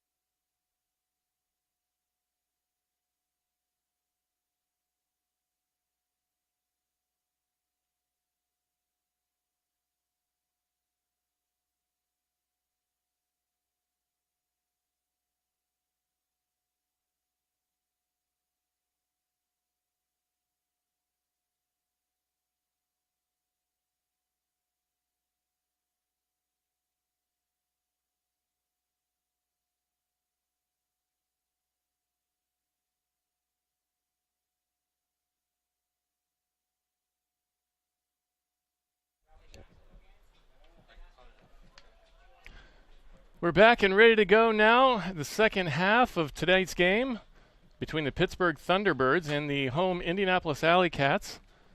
First thing we're going to do is take a look at the layout ultimate grip catch of the half. You're going to see Travis Carpenter with this early layout D. And that was one of the first plays of this game there in the first quarter. He got that set up for a great first quarter. The AlleyCats unable to maintain that momentum into the second quarter, though. That was the layout ultimate grip catch of the half. Layout Ultimate, what the pros wear. Layout Ultimate would like to give out a pair of gloves to a viewer. Tweet at universe_point using the hashtag Layout Ultimate and tell us why you want some gloves. We will pick a winner in the fourth quarter. We see now Pittsburgh very quickly with the score after the turnover, I believe, by the AlleyCats. I was making that read. And just like that, Pittsburgh on the board here in the second half. And they push that score up 14-12. Actually, I believe that's 15-12. So 30 seconds gone. And back with us is our man Alex Hutton up here in the booth during halftime. He was on the field playing. Yes. A man who does everything for us. I try. I got probably the biggest.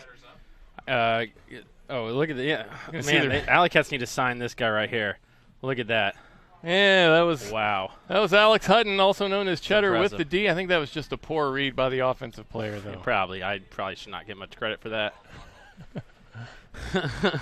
No, I got probably just like on the point before that. I have probably the biggest turf burn of my life. Like half of my left leg is now on the field because the skin has just been torn off. So that's gonna burn for like a few weeks now. I think the best thing about that replay was the two different colored shoes, though. Oh yeah, I get comments on that all the time. He's got a great They're style. the same cleat, just opposite colors.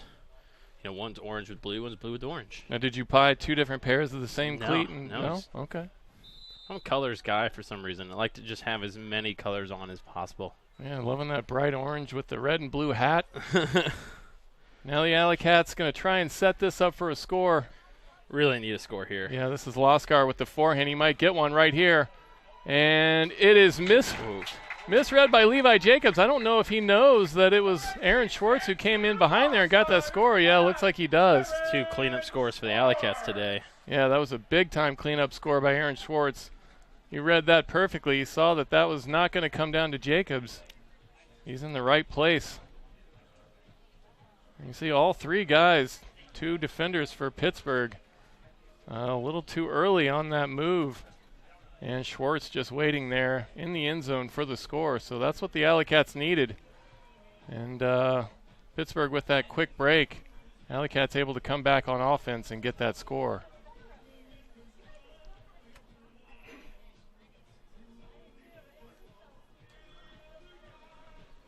Now we're going to have the pull from, I believe, Nick Hutton. Ooh. Yep, and it's a low one. Big play here. Come on. And this is Mast. Has to give that backhand to the far side. He's got Thorne on the run. Thorne in a good position to push that down the field. He does, gets that forehand. Now Pat Earls with it. Being checked by Casper Zicki.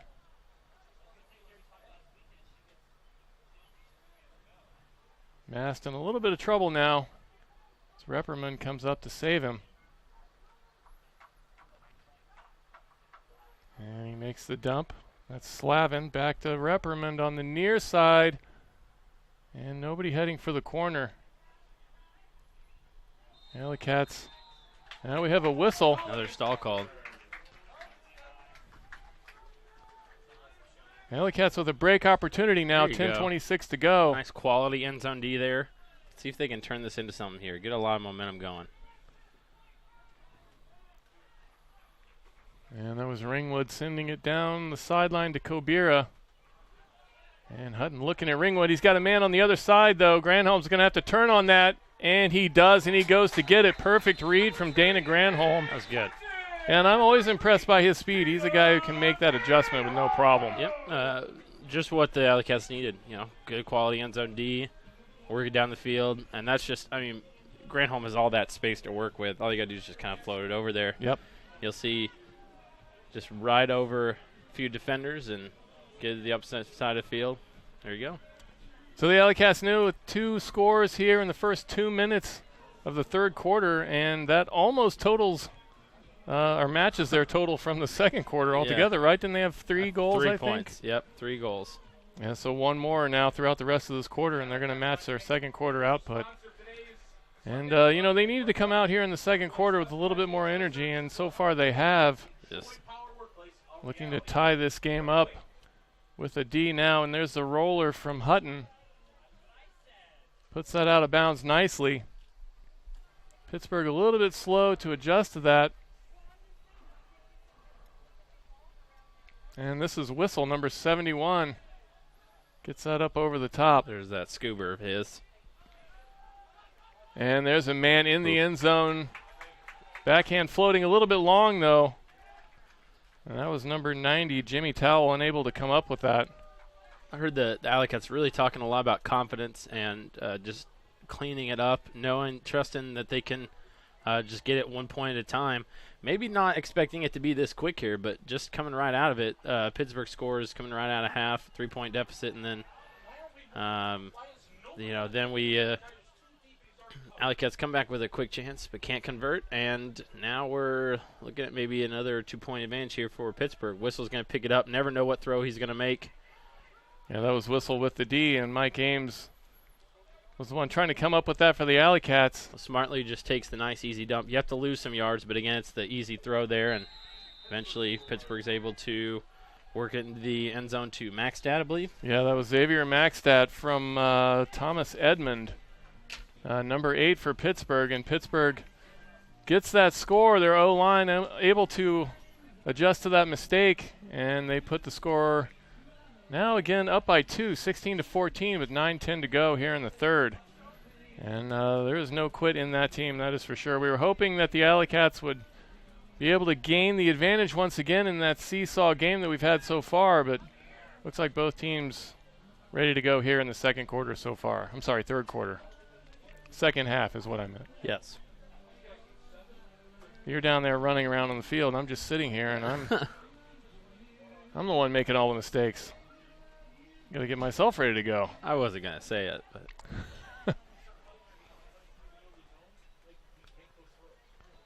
So it looks like we got Cox out there to help with the handlers on the O-line now again. Here's Gross on the far side, gets that forehand. And that is Brock sprinting full speed, and it hangs out of bounds. He was on the run. If he had space for that, he would have gotten it. But it's kind of wondering what happened, but yeah, he just stayed out of bounds there at the end. Yep, it just didn't hook up at the end. Outside, coming back in, angled to it. Went with the spin of the disc, but now Pittsburgh puts it on the ground right away. This has to be one of the, I don't know, this must be one of our first games here where we're just seeing a lot of just unforced turnovers on the throws. So many, yeah. Yeah. It's been rough for both. And, I think it's sneaky windy out there right now. You were down on the field. Was it windy on the field? Yeah, I mean, I think it's one of those things that you don't think about it a lot. It's not windy enough to where you're really going to think about it, and then just kind of ever so subtle at times it'll affect the disc, just out of nowhere. And that was an unbelievable play by Keenan Plew to get that disc. Sliding had to make the adjustment, make that sliding catch, and he turns around and gets it to Aaron Schwartz immediately in the end zone. And beautiful play, vintage Keenan Plew. That was Loskar who set him up. Well, Keenan Plew is always up there in the league in terms of completions. Maybe not even just assists, which we know he's got more than anybody in the history of the league. But his completions is just, again, it's just one of those sort of undefinable qualities that you talk about. And then I feel like I mention it every broadcast when I talk about him, because he makes the smart throw and he executes, and you can't teach that. One of the things you talk about in all sports, you can't coach it. You know how they talk about you can't coach height. You can't coach a basketball. You can't coach someone to be 7 feet tall. They're just 7 feet tall and really good, but you can't coach smart decision making a lot of times, and that's just something he has. Yeah, and it's one of those things where it feels to me like Keenan is one of those guys that really is the guy for this team. If he has his energy going and he's into the game, they're really tough to beat. But he has to get himself going a lot of times. So we've seen games, honestly, where it seems like he disappears for long stretches of time, and the whole team seems to struggle. So I think it often that times can be where, especially when you're using a lot of players, I think what they're trying to do now is maybe what I should say is they're trying to intentionally, I think, get the disc in his hands more. Yes. By having him handle. And Right. I think that sometimes that's hard just in terms of how a game will be played, in terms of somebody. I think about sometimes maybe Cameron Brock. He's got more goals than anybody. He might not always have 10 goals in a game, but that's just because, other people are going to have goals. But I think now what they're doing is they're trying to intentionally get the disc in his hands there as Pittsburgh kind of gets a relatively clean point there and gets the score to go back up by 2 again. Yeah, and that was a smooth run down the field by Pittsburgh with short throws. You see Pat Earls gets that into the end zone to John Mast for the score. And Keenan, though, back to that subject, he's a guy who's always been so dangerous when he was cutting in the middle of the field, when he could turn the disc. Yeah. And with him in the handler position, sometimes you may lose that energy from him. Even though he's obviously works great as a handler, you kind of need him to be able to make those middle cuts sometimes. And that's what he did on that play. So, hopefully that will get him going. Yeah, I definitely think that you see many players. I would argue that probably most of these players out there in the field can, if they need to, be a handler and a cutter. Yeah. It's really hard for somebody just to only be one or the other, because a lot of times when you catch the disc downfield, you kind of have to turn and be able to either dump it back to another handler or throw it upfield. Right. I think he's one of the few players that's a really, really good cutter and a really, really good handler. Right. And so... he makes quick decisions. I mean, that's his strength. I think I'm very much in favor of them having the disc in his hands, because you have Gross, who is just an insanely athletic cutter. Yes. You have Brock. You have Loskar. You have Schwartz, who's just, again, been doing an excellent job today of using body positioning. And that guy, I think, also never seems to get tired as you see him catch the disc there. Yeah. But, you can go on and on about the athletic, young, even cutters that the AlleyCats have. I think it's, trustworthy there is, you poach the lane there, and Whistle gets the D.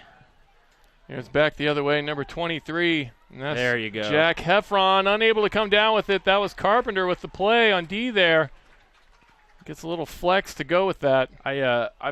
He's, I think, definitely been getting himself ready for the weekend. He's been working hard. I see him kind of all over the place, whether it's just kind of following him on social media or just talking to him in person. He's definitely, I think he was ready to make that play, and so he's been gearing himself up for this weekend. As you see, maybe not the best decision there to throw it downfield, and Pittsburgh defender there able to.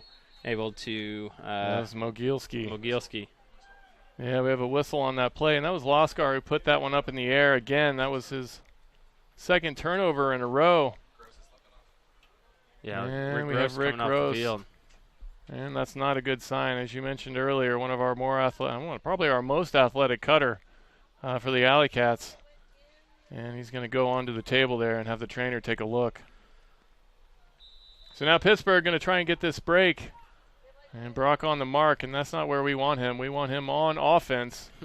I'm guessing it's a cramp there, looking like they're on the trainer table, looking just maybe a cramp for Gross, so I expect him to be back out there. And that disc in trouble for number 82, and that's Isaac Smith. Not able to keep that. So now the O-line for the AlleyCats going to try and take advantage. Plew with the double team, puts one over the top. He's got Brock, and Brock with the score. And that, again, we talked earlier about Keenan Plew making quick decisions, and that was a quick decision. And that, I wasn't sure that was a good one there at first, but he knew what he was doing. He knew Brock was going to go get that. The hashtag classic connection trending on Twitter. If anybody's going to go get that, it's going to be the leading scorer in the history of the league, and that's Cameron Brock. There you go. He gets his second goal of the game. Keenan Plew, I believe, with his fourth assist now, maybe third or fourth assist. And that was a good one, marking that checking that in on the goal line after that turnover. Hand-me-down car. First used but new to you car. First actual new car. When things change, your insurance should too. Visit infarmbureau.com for a free quote or to find your local Indianapolis area agent. Indiana Farm Bureau Insurance. Stop knocking on wood.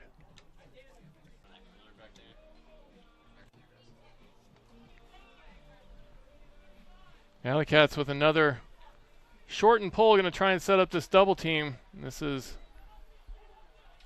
Pat Earls gets it in, and there is again no one downfield for Mast. He tries to dump that back to Earls, and it's on the ground. AlleyCats have this at midfield and have a break opportunity, and this could tie the game. Maybe a timeout here. I don't know.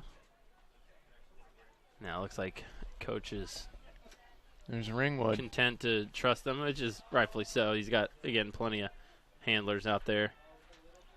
And Ames finds his man in the middle of the field, and they're going to call a timeout, as you mentioned. Yep, good call. AlleyCats going to bring the O-line on the field to try and tie this up. And I'm trying to think of how many points they have so far in this quarter, but as we mentioned, they only had 3 in the second. They've gone well past that point, I think. So far, with 5 minutes to go in the third. Right now, Pittsburgh up 17-16. AlleyCats trying to tie this up. Today's broadcast is brought to you by the Indiana Ultimate Foundation. The IUF's mission is to promote the growth and development of Ultimate at all levels in the state of Indiana. Visit them online at indianaultimatefoundation.com. So again, 4 points now so far in this quarter for the AlleyCats. So not that many more than they had in the second, but with 5 minutes to go, the fact that they have any more points than they did is a sign that that second quarter was brutal. Hopefully they can keep this going, though, and tie this game up. See, Travis Carpenter is going to pick this up. He's got Plu behind him. Again, they need to watch for the he kind of faked it there, but again, I think you can definitely watch for the quick look to the break side here to Travis's left. As you see, some of the players on Pittsburgh maybe anticipating. You got that defender there in the middle that's kind of ready to cheat the break side there. Everybody waiting on this whistle. And there it is, Carpenter. Gets that backhand to Brock, and it's too high. Side and what's up there? Now back the other way. Pittsburgh with a break opportunity.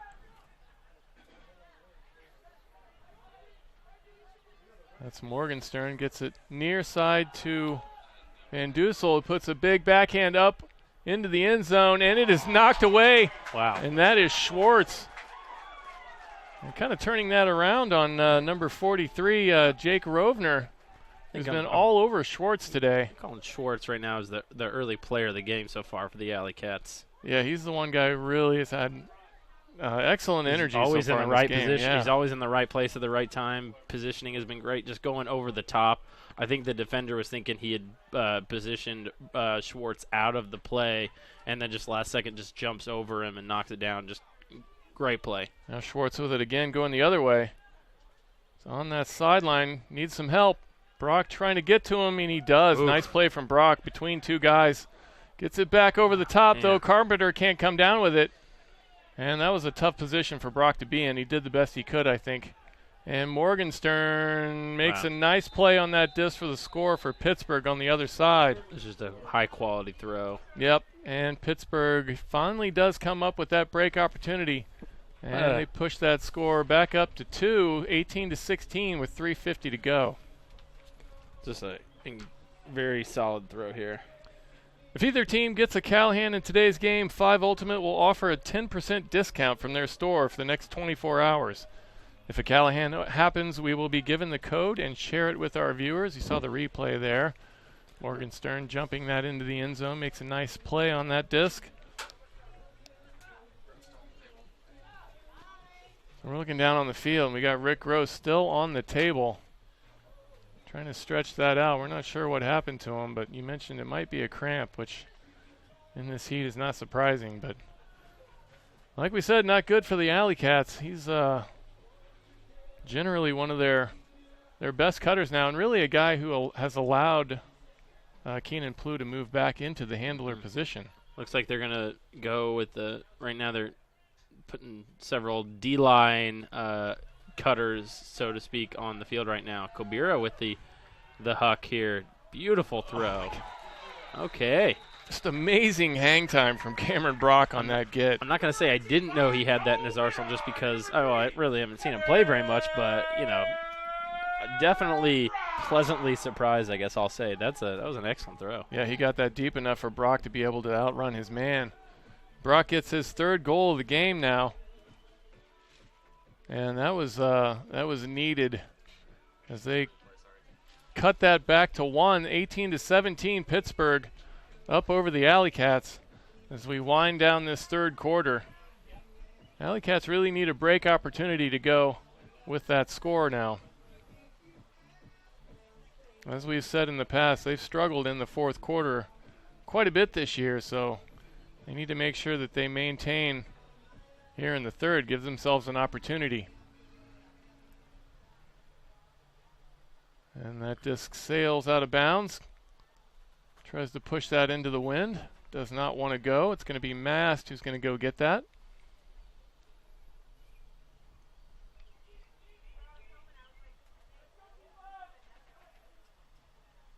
He's going to bring that to the brick. What set are we going to see from Pittsburgh here to start this play? Well, again, they're going with a side stack, but immediately getting a quick cut.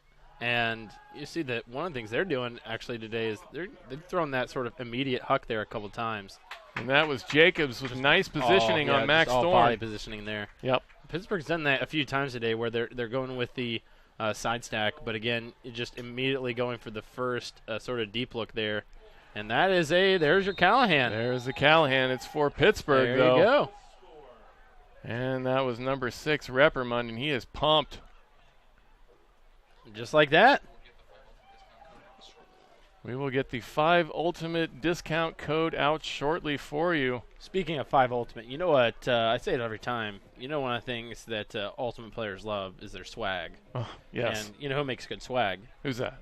5 Ultimate. Oh, Yeah. I should have known that. You know, if you're ever at home, maybe you're at home right now and you're on your laptop and you're watching this amazing broadcast.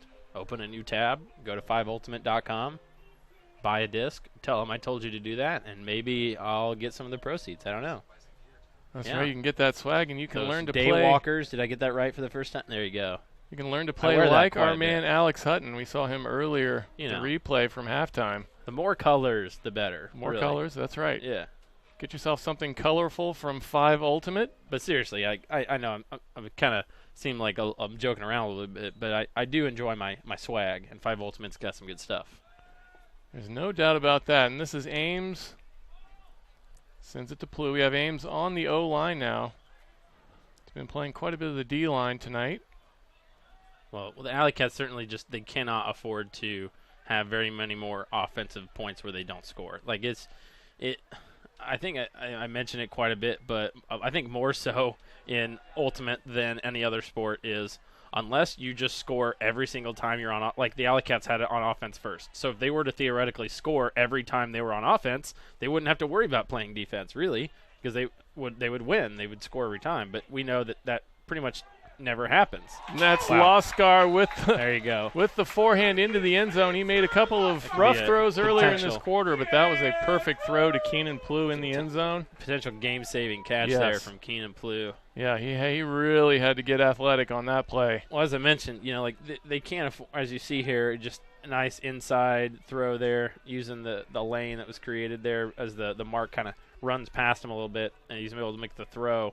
Yeah, they have to be near 100% converting on offense just Yep. because just the way Pittsburgh's been playing doesn't seem like they're making very many mistakes right now. Yeah, So- and good patience from the handlers on that play. We saw Loskar redeemed himself in the middle of that play and gets the assist. Luckily, that Callahan Pittsburgh had came on an offensive opportunity, I think, for them, and so at least it was only putting them up by 2. And so, as you can see there, number 3, I think what he was doing was he was ready for it. He was already probably couldn't see it here as a camera. I think he was standing all the way on the sideline, and then just as soon as it was released, because you have to stay on the goal line there when it's pulled. As soon as it was released, he just starts running up the sideline and immediately grabs it, and you could tell there he just taps it in. And that might be one of the things that kind of led to Pittsburgh quickly moving down the field here. And that was DiGirolamo gets... That was not him who threw that assist. That is number 88. That's Slavin with the score. I think that was Thorne with the assist on that play. And Pittsburgh puts it right back on the AlleyCats now, 20-18 with 2 minutes to go here in the third. Back and forth game. Yeah, this here is to a start. battle. Yep. And both teams keeping the score tight, I believe, here in the third quarter. And if this goes on throughout the rest of the game, we're going to have a burner.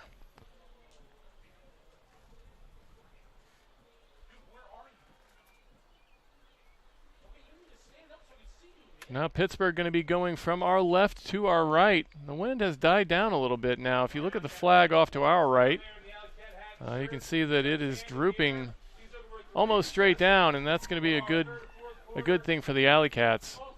They seem to struggle a little bit more than Pittsburgh did when that wind kicked up in the second quarter.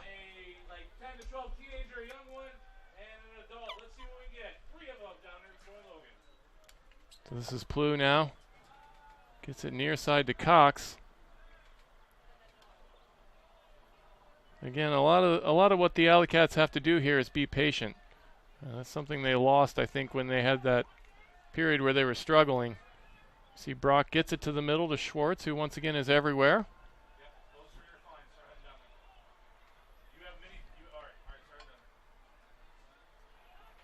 Here's Brock, gets it back. He wants that forehand, and he gets it to Laskar. Laskar with a big backhand down the field. He wants Plew again. Plew goes up just a little bit too early.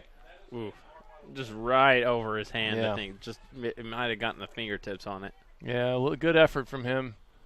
Just not quite able to time that correctly. And now Pittsburgh, with 1 minute to go here in the third, with an opportunity to get this up to 3. And it's not going to happen this time. AlleyCats with the disc on the ground. It's going to be picked up by Plew at midfield. He's got his man Brock. See Trimble with the feet. Now Plew again at midfield. Gets it ahead to Jacobs. Jacobs has Brock. Doesn't want him though. Got Schwartz on that underneath cut.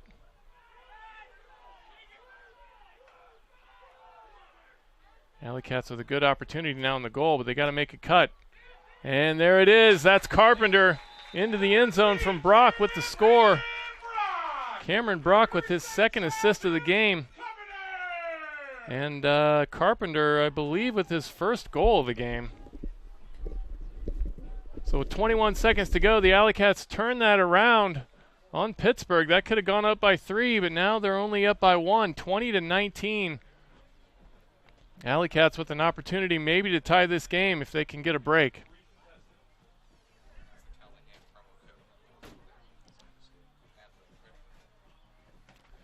We're going to have the 5 Ultimate discount code for you. 10% discount at 5ultimate.com. That promo code is Callahan Master 4PR1. Again, that's Callahan Master 4, the number 4PR1. Thank you to 5 Ultimate. You get the Callahan, you get the promo code from 5 Ultimate for that discount. Take advantage of it. 20 seconds left here. Sorry, bud, you're down your back. So we're going to have Pittsburgh pick this up. It's going to be Kasper Zicki on the mark. Mast gets it downfield. Here's Beardsley. And the always dangerous Pat Earls. And they are at midfield quickly. And here's a man in the end zone. He's probably going to get that. That's Mogilski. He's got great size. Oh, I'm sorry, that is Beardsley again with great size. And that is a quick score with 3 seconds to go. Pittsburgh puts that up by 2. And again, I believe that's big because I believe Pittsburgh would get it at the start of the fourth quarter. Yeah. Yeah, so that's the second time. I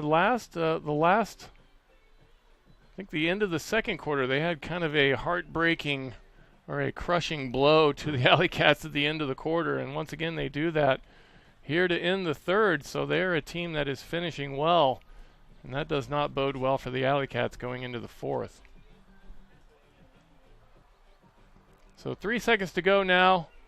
21-19 for Pittsburgh. AlleyCats probably not with much of an opportunity to do anything here. And as Alex mentioned, Pittsburgh probably going to, I believe we're going to get the disc back to start the fourth. This is going to come down to Plew. Gets to head to Cox. Cox with the forehand. Not going to be long enough. I think it's long enough, and does not come down to the right team, though. I believe that's number 14, Kenny Ferdella, coming up with that disc. That is the end of the third quarter. AlleyCats able to keep up with Pittsburgh in that quarter. They were down 2 to start the quarter. They are down 2 to end the quarter. So we will see what they can do going into the fourth. We'll take a quick break. You're watching the Pittsburgh Thunderbirds versus the Indianapolis AlleyCats on UniversePointProductions.com, presented by Indiana Farm Bureau Insurance. Cheap furniture. Nice game system. New job. Steady girlfriend. Wedding. Dog that serves as a practice child. Little kid. Little kids. Oh. Big kids. Big changes. So, once a year, Indiana Farm Bureau Insurance checks to see if we're paying too much or covered too little. Find an agent and stop knocking on wood. Oh, and he misses. All right, our little lady is up, and she's going to take about 7 giant steps forward. Or 4. 4 is good, right there. All right, she's up. No, hold on. She's got to go to the first bucket first, Logan. Help her out. All right, she's in the lead. Bucket 2. Oh, she misses. All right, our little man is up next. We are back. The winner of the Layout Ultimate Gloves is Will Drumright. Congratulations and enjoy the Layout Gloves. Layout Ultimate, what the pros wear. So the teams filter back onto the field now to start the fourth quarter. And as we mentioned, the AlleyCats able to run with Pittsburgh in the third. But this is a quarter that they have struggled in the past. They have not done well finishing games. That typically is when they had a lead in a lot of those games that we saw. Today they do not have the lead. Maybe they can turn this around and make the comeback.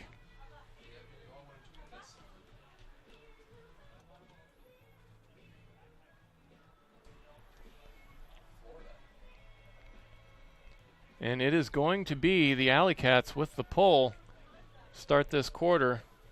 Going to be Wally Kasperzicki, and he puts that to Hutton. It's going to be Nick Hutton who makes the pole to start the fourth quarter. He's going to be going from our left to our right. Into the wind. The wind has picked up again a little bit. We've lost some of the sun that we had earlier today. Does not seem to have cut down the heat, at least not for us here in the booth. Maybe things are a little bit better on the field for the players.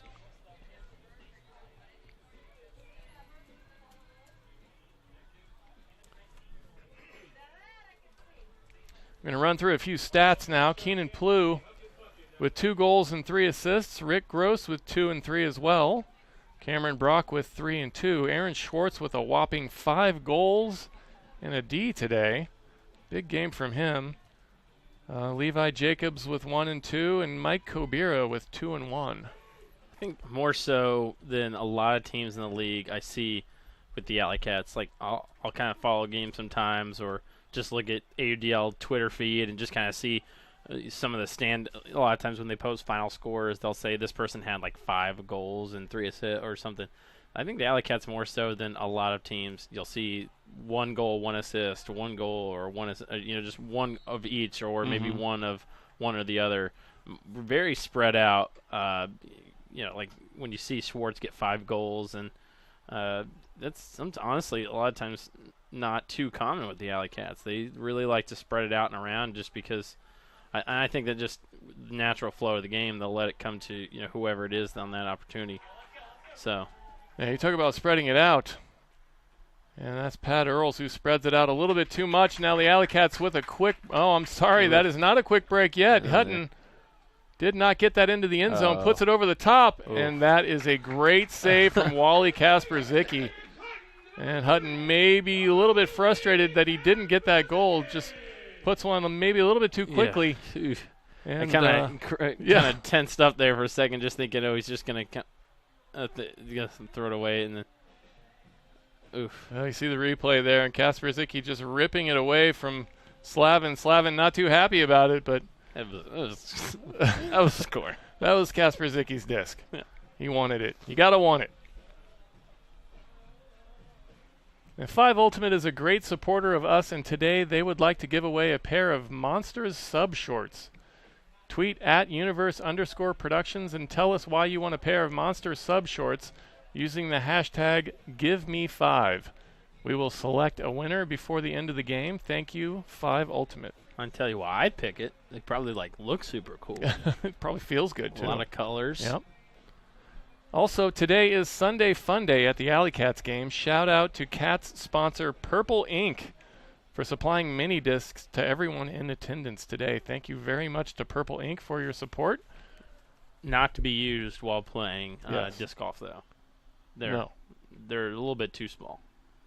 Well, I think you can use anything as a mini disc for. You'd probably pull it off. I mean, it's just a Might marker. not right? work very well. Now we're going to see Pittsburgh. Kind of a horizontal set here, spreading 4 cutters out wide. Haven't seen that a whole lot today from them. This is 95. That's Van Dusen. And Whistle has it at midfield. Looking for that backhand. Gets it to Van Dusen.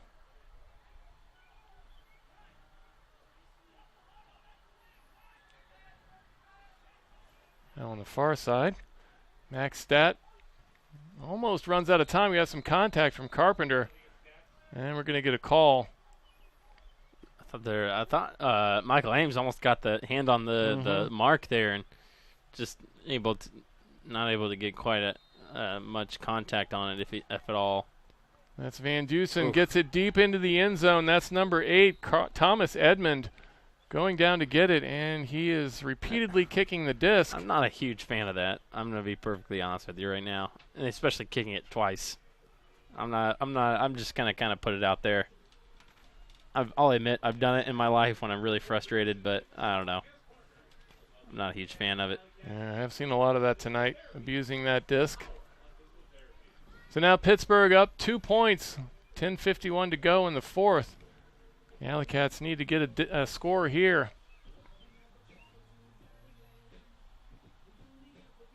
Looks like we have the standard O-line that we had to start the game. You see Rick Gross back on the field, stretching it out. Good to see him back. Hopefully he's in 100% shape.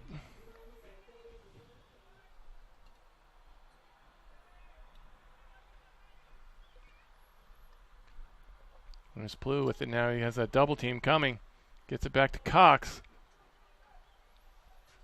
Cox underneath. Brock with the forehand to the near side. A little long for Max Schwartz. Schwartz is caught up with a lot of disc today, but cannot catch up with that one. Again, Aaron Schwartz. Sorry. Keep calling him Max. I'm just going to say Schwartz from now on. I'm not going to say the first name. I've never, I've called his name 100 times in the past. Sometimes my brain gets stuck. Right now, the AlleyCats are a little bit stuck on offense as well, as they have a turnover with 10:26 to go here in the fourth. And with a break now, Pittsburgh can push this up to 3, and we are entering the danger zone where 3 points can be difficult to recover from. DiscStore.com is a proud supporter and sponsor of this broadcast. Pick up your next disc from DiscStore.com. DiscStore.com provides the best prices on team jerseys guaranteed. Ask about the AUDL discount at DiscStore.com.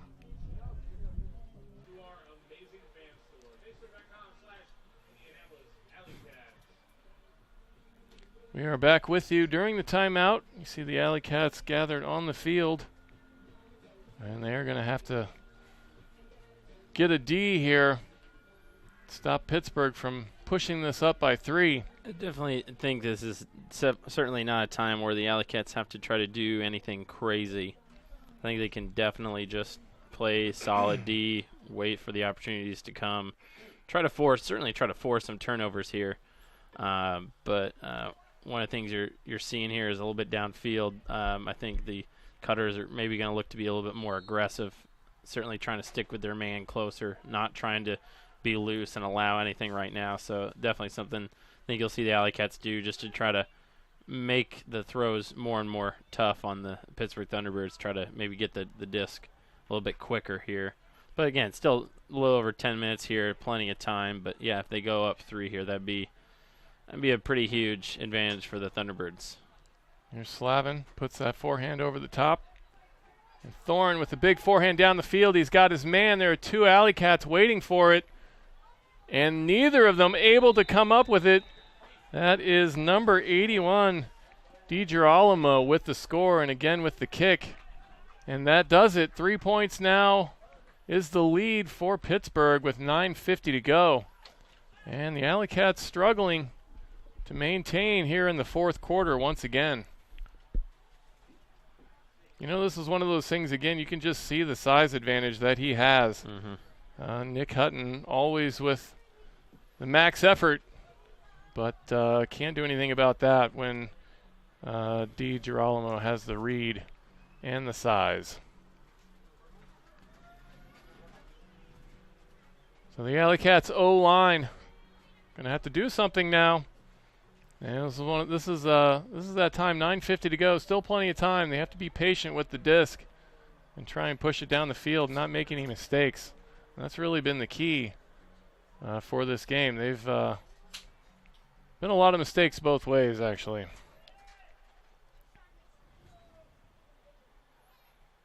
And this is Keenan Plew. He's got number 14. That is Ferdella on the mark. And there's a big forehand, and that is Carpenter full steam, and he's got a perfect throw. That is Kyle Cox.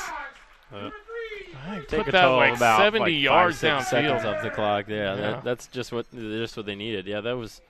Let's see, get it from the 25 all the way down. Yeah, that's just a bomb. That is just unbelievable. He catches that in stride at the 5. Yeah, that went about 70. That went about 70 yards. That was a throw. Yeah, and we said that they had to be patient. Perfection beats patience every time, right? And you have a throw like that, you don't need to be patient. No. So that cuts that score now to 2, 21-23, 9:36 to go. And we've had a lot of points on the board despite all those mistakes that we had early on in this game. And maybe that can get the AlleyCats going here in the 4th. I think one of the things I'm kind of looking at here is I know the AlleyCats have been using Travis Carpenter a lot on offense. I'd be interested to see when they kind of start playing them both ways. Yeah. Just we talked about where just the efficiency of the AlleyCats seems to go up whenever he's on the field. Definitely they have solid D-line here, and it's definitely able to make plays. But I think it'd be interesting to see if they're just going to keep Carpenter only on offense or maybe use him both ways here the rest of the way. And he is not on the field now, but that is Pat Earls who puts that on the ground. Ooh, only one timeout left. I think they'll probably save it. Maybe if it's going to be for the tie or for the lead, they might call it. But I think they'll probably keep the D-line out there right now. Here's Jacobs. He's got a man in the end zone. That's Jones. Perfect. Jones with the score. Jacobs with a great find with the assist. And that cuts that lead to 1. And that's exactly what they needed. Opportunity. I was looking at it. The Pittsburgh defender there is just on the completely wrong side of the defender there. You can see the marks on the left side. The defender's on the left side. Just, I think, kind of easy decision there to throw that. Yeah, you can't give Jones any room. He is fast. He so there, just like that, within a matter of, I don't know, like 20 seconds, 25, 30, I don't know, somewhere around 30 seconds. I'll say that. The AlleyCats get it from a 3-point game to a 1-point game. So, and that's what they needed. Yeah, that was a big momentum shift. They cut that lead to 1. And see if they can keep that going here. Under 9 minutes to go now in the 4th. And they are going to be pulling with the wind. And this is Kasper Zicki with the backhand. I think the just on the field and in the stands here, the intensity's picked up a little bit for the AlleyCats and their fans. So we'll see if they can ride that, just like the Pittsburgh Thunderbirds did earlier when it went from like a 4-point deficit to like a 4-point lead just in a matter of a quarter. And there it is on the ground once again. That's Trimble unable to come up with that. And Hutton. Now we'll see if maybe they stick with the D-line here. Yeah, they got to be patient. Just let the right play versus the big play, as I said earlier in the game. And that was Jarvis. Unable to get that to, I think that was Zebarth. Jarvis has not had the disc in his hands much today, and this is a pressure situation. Kind of feel for him there, and this is Whistle on the run. That's Ringwood, and he knocks it away, and that was a great save. Well, one of the things you see there on that D, I think, is I heard this, I think it was on some other broadcast, is you had mentioned earlier how Ultimate's a non-contact sport, and generally within the game there's some sort of accepted amount of contact. I'm not going to say unwritten rule because that thing, bothers me all the time. No, there's just sort of an acceptable amount of contact. I think before the throw here, you get a timeout maybe? Foul call? A foul call. So that was an unacceptable amount of contact on that play, yes. Yeah. Okay, so what happened is that it looked like a turnover, but there was a foul call before the turnover, so it's still the AlleyCats on the throw, so it's still AlleyCats disc. And then right after the foul call, there's a timeout. So the AlleyCats will have it about 20 yards downfield at the 30 here, as you can see, and they're going to be putting the O-line out. I think he was content to give them one try, but on the second try, he really wants to make sure we get this game tied. Today's broadcast is brought to you by Zigzag Ultimate.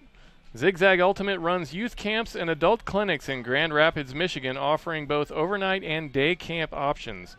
Campers will be coached by some of the best players in the world, including the AlleyCats' own Travis Carpenter.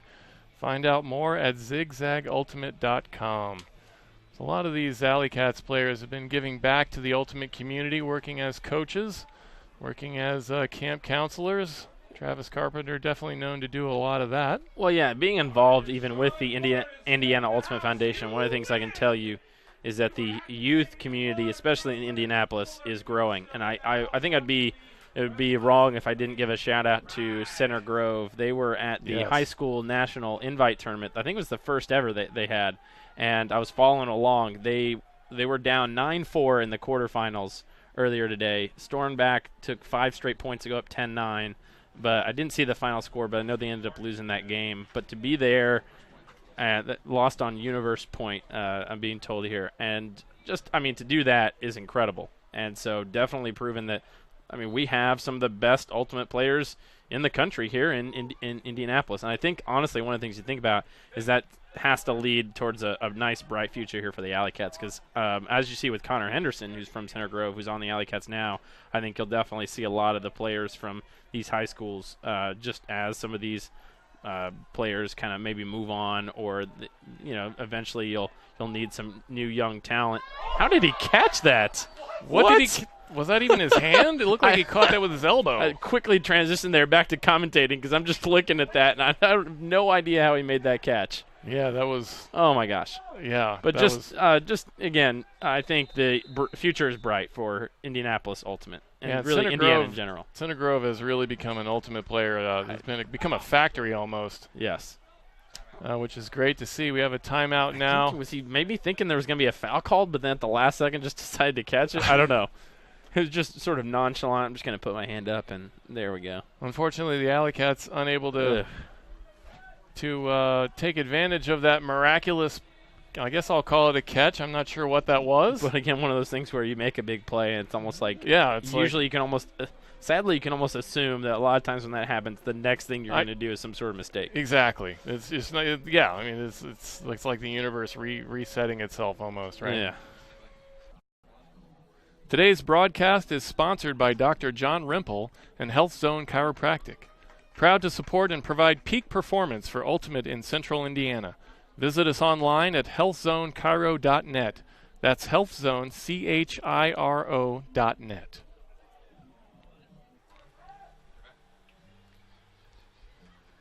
So the AlleyCats with a perfect opportunity to tie that game up.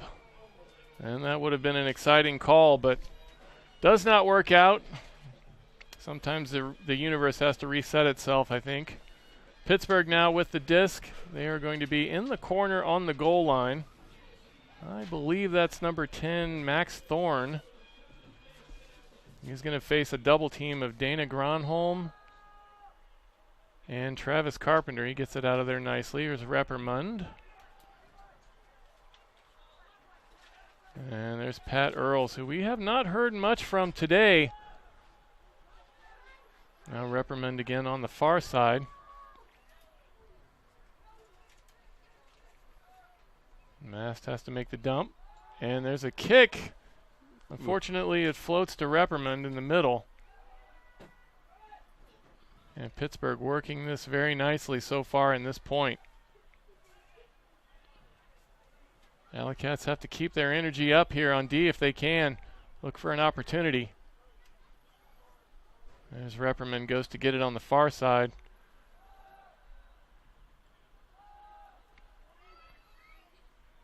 Here's Mast. No one heading to the corner for Pittsburgh. There we have a cut. That's Mast. He's got his man in the end zone. He almost drops it. Reppermund comes up with it, though. And he gets the score, and that puts the Pittsburgh Thunderbirds back up by 2. So the AlleyCats had that opportunity to tie it, and instead it swings back the other way. Pittsburgh taking advantage with a really nice offensive set that time.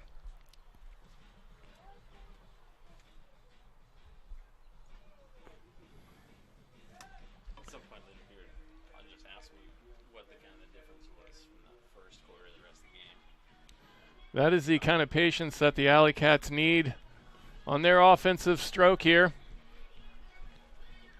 And it looks like we're going to see the standard O-line.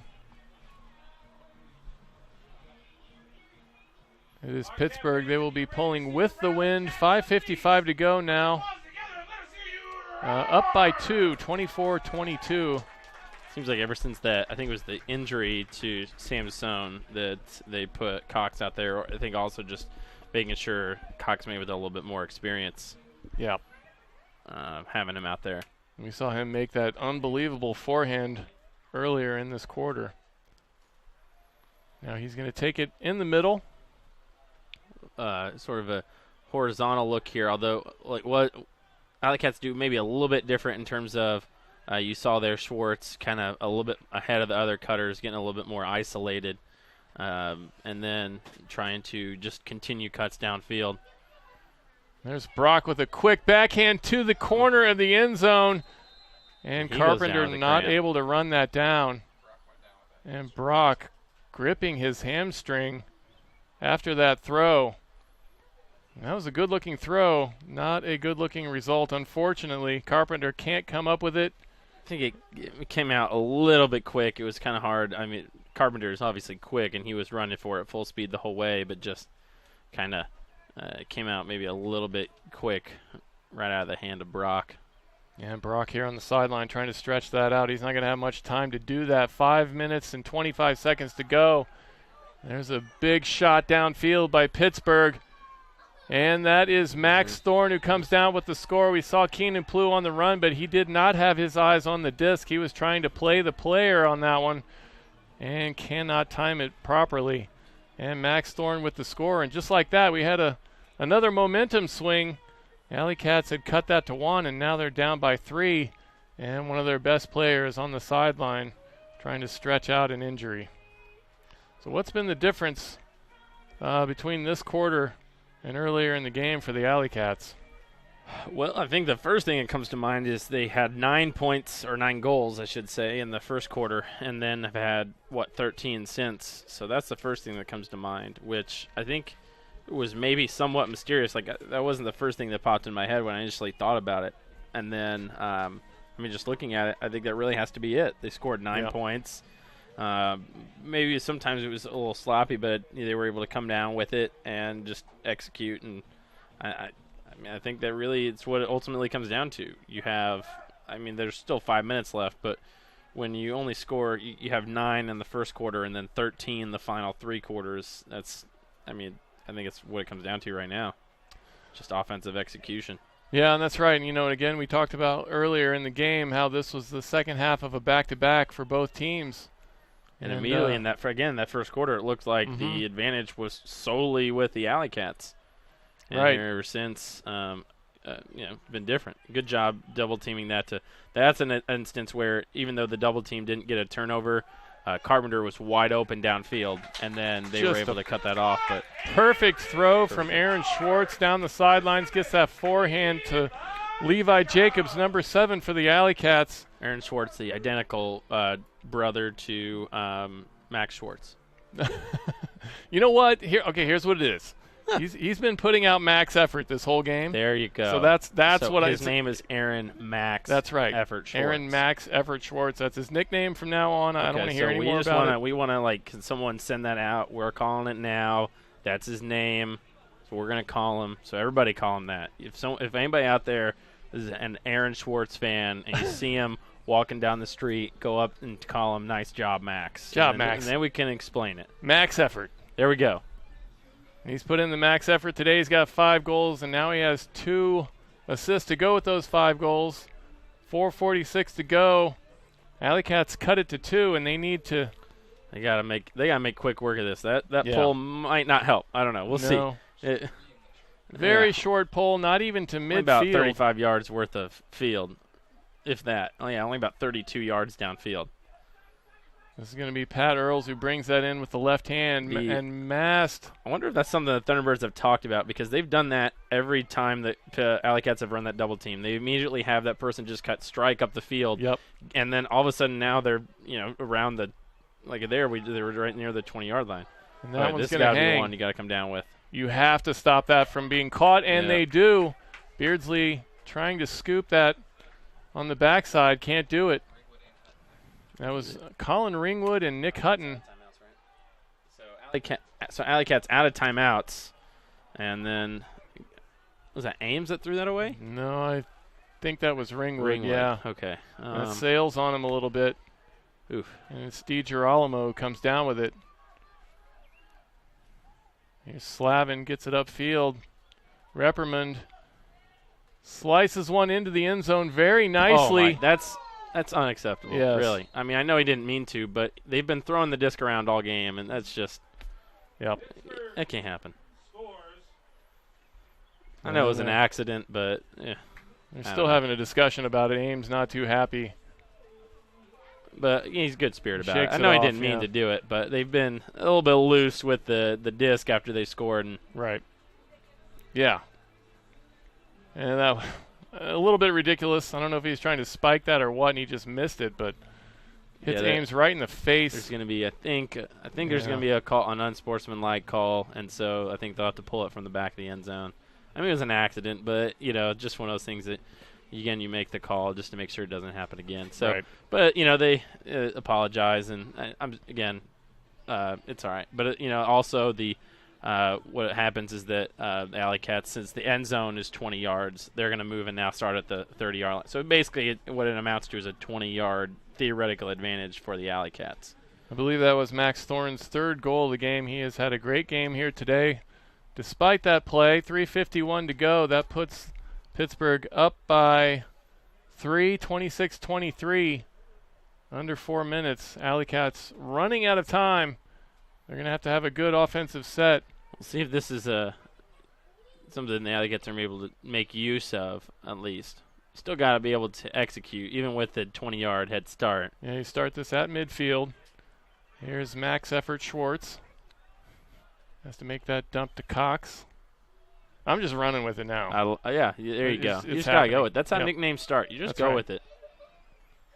AlleyCats able to make quick use of it here. That was Gross to Loskar. Loskar, smart decision, gets that back to Gross.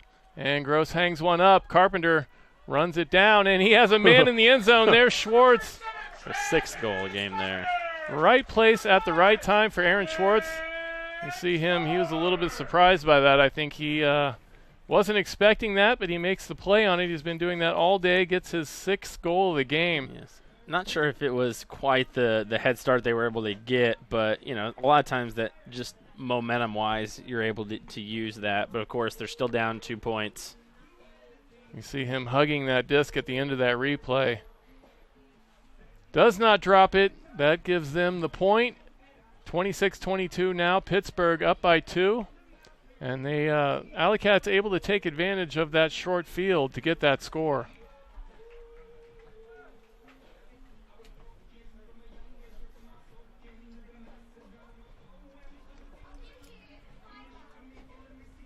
Going to be Travis Carpenter on the D line now, going to make this pull.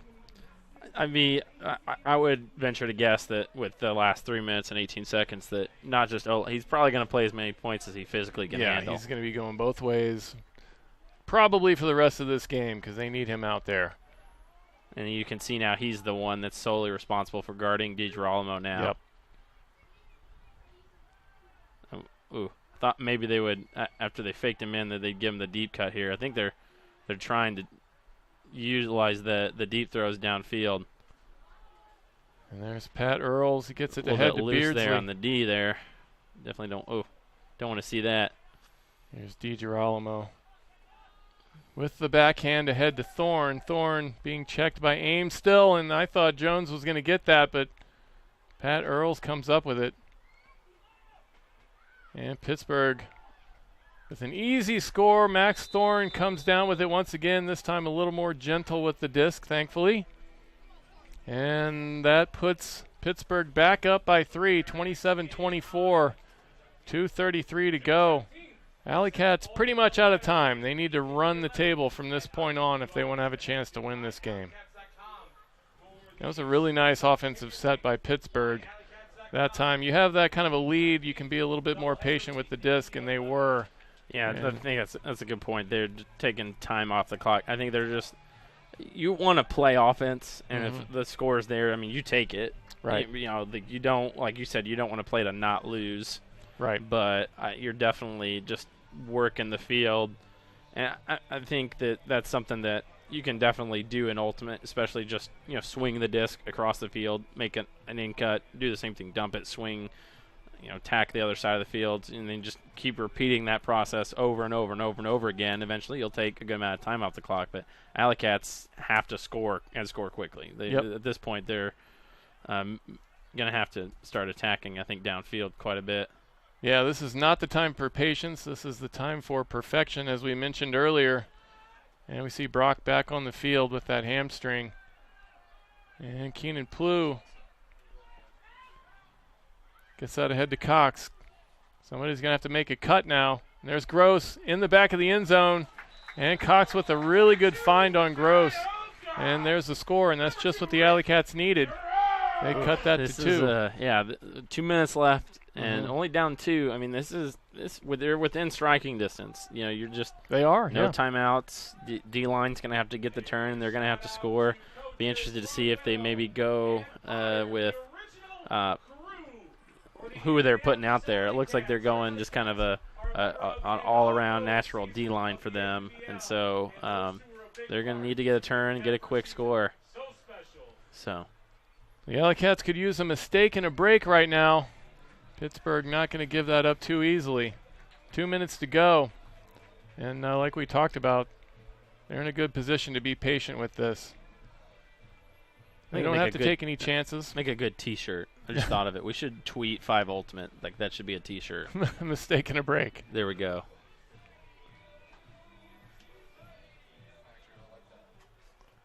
Here's number 88. That is Slavin who gets it ahead to Thorne. And we'll see here kind of the offense with Pittsburgh. Doesn't look like they're making really any sort of – haven't made any deep cuts yet. They're just kind of flowing right now would be basically the only way to describe it. They're very much just taking time off the clock right now. Yep. And I have to say I've been very impressed with Thorne today. He's very clean with the disc. He's had a very good game. I mean, he's got 4 goals, 3 assists. Definitely one of their standout players. And there he was again. That was a good throw. Is he calling himself off the field? Yeah, injury timeout. I think that's Reprimand who was on the other end of that throw. Couldn't come down with that. I thought he had a good chance at it, though. Looks like he's going to be the one walking off the field. The winner of the 5 Ultimate Monster Sub Shorts is Ethan Broderick. Congratulations, and enjoy the sweet swag from 5 Ultimate. See what you're doing there. Our man Alex Hutton is a little jealous, I have to say. Yeah, kind of. It's all right. Mr. Broderick, keep your shorts close to your chest, or you might have somebody coming after you. Alex Hutton, a big fan of 5 Ultimate clothing. So it looks like with the injury timeout that Pittsburgh called, they're able to sub Keenan Plew on the field, and then they're doing the same thing again. They're finding every time Pittsburgh has now taken 2 defensive players out, the AlleyCats are also allowed to sub, and then they're putting in an offensive player. So without having to call a timeout, they're kind of calling a timeout. Yeah. So which, again, they got a minute 13 here. Maybe Plu will just throw a deep one to Gross here for a quick score. Yeah, 1:13 to go, and you need 2 points. He gets one over the top. There's Kasper Zicki. And Gross. Can't take too much time here, almost under a minute. There's Jacobs. Makes that dump. And Hutton needs some help, and he does not get it. Jacobs going the other way. Bit of a miscommunication. Well, he's getting high on the stall count. He had to kind of just basically throw it. And then Nick Hutton goes over to knock the disc down, leaves his man, and then that will put Pittsburgh up by you kind of lose a little bit of focus there for a second, and I think that Pittsburgh is able to take advantage of that. And, well, I don't want to say it's over because I'll never do that. 42 seconds to go, advantage. Yes, 3 points. Advantage for Pittsburgh now, 28-25 with under a minute to go. That is going to be tough to overcome for the AlleyCats. And they did a good job in this second half of running with Pittsburgh. It was that second quarter that really killed them. Yeah, their scoring rate definitely has just kind of gone down in terms of first half versus the second half, first quarter versus rest of the game, as I mentioned. And Pittsburgh just, I think, cleaned it up a little bit.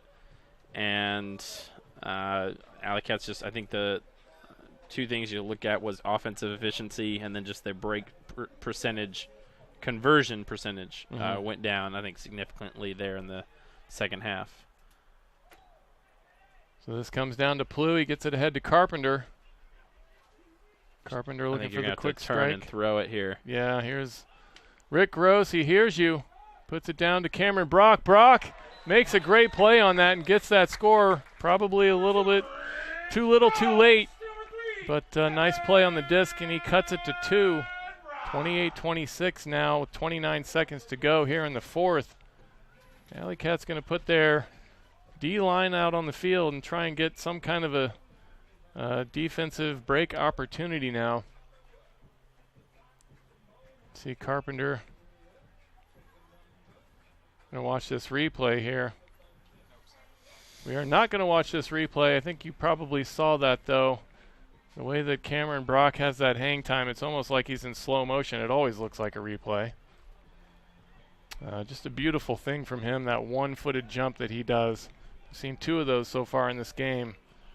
And seen a lot of that throughout his career, no doubt. Unfortunately, coming in a situation where it's going to be a little bit lost for the AlleyCats.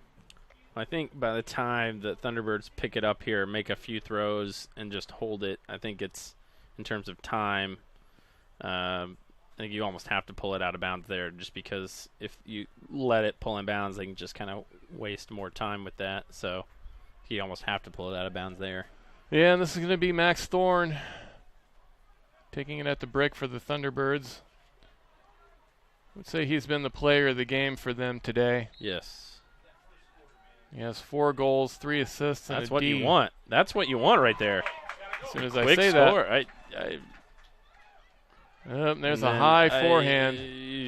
I think he was trying to punch that, and it got away from him. Maybe, I don't know. Oh, nobody just everyone kind of stood around at the end and let it, and then all they got to kind of have to do is just walk it up, 1 completion, and then that should be the game. Yep. And that was Kobiri. He had a chance. Rips his hat off. Not too happy about that situation. But that's a tough place to be in. That would have been hard for them to make up that other goal anyway. So that is the end of this game. 28-26 victory for the Pittsburgh Thunderbirds. We've said these 2 teams are pretty evenly matched, and I feel like we saw that again today. Yeah, I mean, I definitely think either team could have won this game. There's really, I don't think it was like a clear Pittsburgh outplayed severely Indianapolis. I think really the only thing is Indianapolis pretty much dominated that first quarter. Right. And then I think it was just one of those where second quarter Pittsburgh slowly chipped away, third quarter slowly chipped away, and then by that time they had control and just never let it go. I think it really just is it. I don't think it's something that you kind of have to analyze too closely, just because, again, it's one of those where we talked about that they're close, and it just kind of ended up being that way. But the AlleyCats now fall to 2-6 on the season, and I don't think we really need to focus too much on terms of what that means overall standings and what they need to do the rest of the way, because I think they know that and we know that. But we will take a quick break here. Thanks for watching again. Pittsburgh Thunderbirds versus the Indianapolis AlleyCats here on UniversePointProductions.com, presented by Indiana Farm Bureau Insurance. First apartment. Dog named Bella. Boyfriend, TJ. With the sweet ride and the bad secrets. Exit TJ. Hey, it's Eric. Wedding, Eric Jr., new house. Luckily, once a year, Indiana Farm Bureau Insurance checks to see if we're paying too much or cover too little. Find an agent and stop knocking on wood. So we're back with you now for the final recap of this game, but first, we're going to take a look at our BE Ultimate Better Than Ever play of the game. This is going to be Pittsburgh's 70-yard huck to Max Thorne for the back-breaking score. You see Thorne on the run. I think that put them up by 3 at that point, and at that point it was like, well, AlleyCats are going to have to play pretty flawless the rest of the way, and didn't end up happening. You saw Plew was in position, but he did not have eyes on the disc, and that allowed Max Thorne to easily make that catch. That was our BE Ultimate Better Than Ever play of the game. BE Ultimate putting a different spin on Ultimate apparel by focusing on high-performance fabrics, quality workmanship, and rapid turnaround time. They are Ultimate players making Ultimate gear for the Ultimate community. Visit their website at beultimate.com. So, AlleyCats with 2 wins so far this season, both over Detroit. The last 2 games that you and I have worked together, they've had great opportunities to beat 2 very good teams in the Madison Radicals and Pittsburgh here tonight, and just unable to come away with those wins. And what do they have to do to turn that around? Well, yeah, I definitely, it's one of the AlleyCats. I think have always been a team where they have the potential, I think, to be in pretty much every game. You know, I really, other than maybe exception of a few games in their existence, have there been times where they're just all completely out of it really from the beginning. Right. You know, and that's something that I know they definitely take pride in. It doesn't help you because I'm also not one to take sort of moral victories in losses, but I think that they have quality players on offense and defense there. Again, you saw it there in the first quarter. You know, sometimes it just kind of comes down to that championship DNA that you talk about, where you just have to be able to play fairly clean Ultimate for 48 minutes. And I think, unfortunately, today the first 12 minutes looked pretty solid, and the last 36 just were fairly rough. Yeah, and it really seems like most of the games they play very well, and then they have one quarter that just bites them. And before, earlier this season, it's been the fourth quarter, but tonight it was that second quarter. Yeah. They just could not overcome that for the rest of the game. Yeah, but I think, again, it's a good thing to see there where they had an opportunity, I think, to bring it to within 1 a couple times in the last, several minutes there. But they'll be right back at it. I think one of the things that the AlleyCats pride themselves on is just next practice, they'll be right back at it. They're not going to fold no matter what their record is. They're going to kind of try to come out to win. We talked about their schedule. I think the only thing that's going good for them is, I don't know with how many games, I bet they have like 5, 6 or so games left. And they're, I think, around a solid 3 overall games behind in the standings behind Pittsburgh. So it's certainly not impossible. They're not mathematically out of it yet. And so I think right now definitely the last spot is between, Indy and Chicago are now pretty close. They're now, I think, almost in a virtual tie. Yeah. But Pittsburgh has sort of a commanding lead now on that third and final playoff spot. We would like to take a moment to thank our sponsors. Today's broadcast is presented by Indiana Farm Bureau Insurance. Find your local Marion County agent at infarmbureau.com. Indiana Farm Bureau Insurance. Stop knocking on wood. Today's broadcast is also brought to you in part by Health Zone Chiropractic. Enter the zone of peak performance and all-around great health. 5 Ultimate, supporting Ultimate from the end zone to the dance floor. Disc Store, offering the best service and best price on Ultimate gear guaranteed. BE Ultimate, Ultimate players making Ultimate gear for the Ultimate community. Layout Ultimate, the most durable Ultimate gloves. Layout Ultimate, what the pros wear. Indiana Ultimate Foundation, supporting Ultimate at all levels in the state of Indiana. And of course, the Indianapolis AlleyCats. So we want to thank you, as always, for joining us on our broadcast here on Universe Point Productions. We enjoy bringing you these games. We hope you enjoy watching them. Our next broadcast is Saturday, July 1st against Chicago. We have not seen them yet this season. It's going to be, by that point, really just I think that'll basically be the loser of that game will really pretty much be out of it at that point. Yep. We always love to hear where you are watching us from. So if you want to tweet us at universe_point on Twitter, we would love to see where you're coming from. And we will see you on July 1st. Thank you to everyone who helped us with this broadcast. Our cameraman and Heath Shanahan, our producer here at Universe Point. And we will talk to you soon. Oh, sorry. That broadcast was presented by Indiana Farm Bureau Insurance. Cannot forget that. They have come on board as a full sponsor with us this season, and we want to make sure that they are well thanked. We always appreciate their support. We will see you next time here on Universe Point Productions.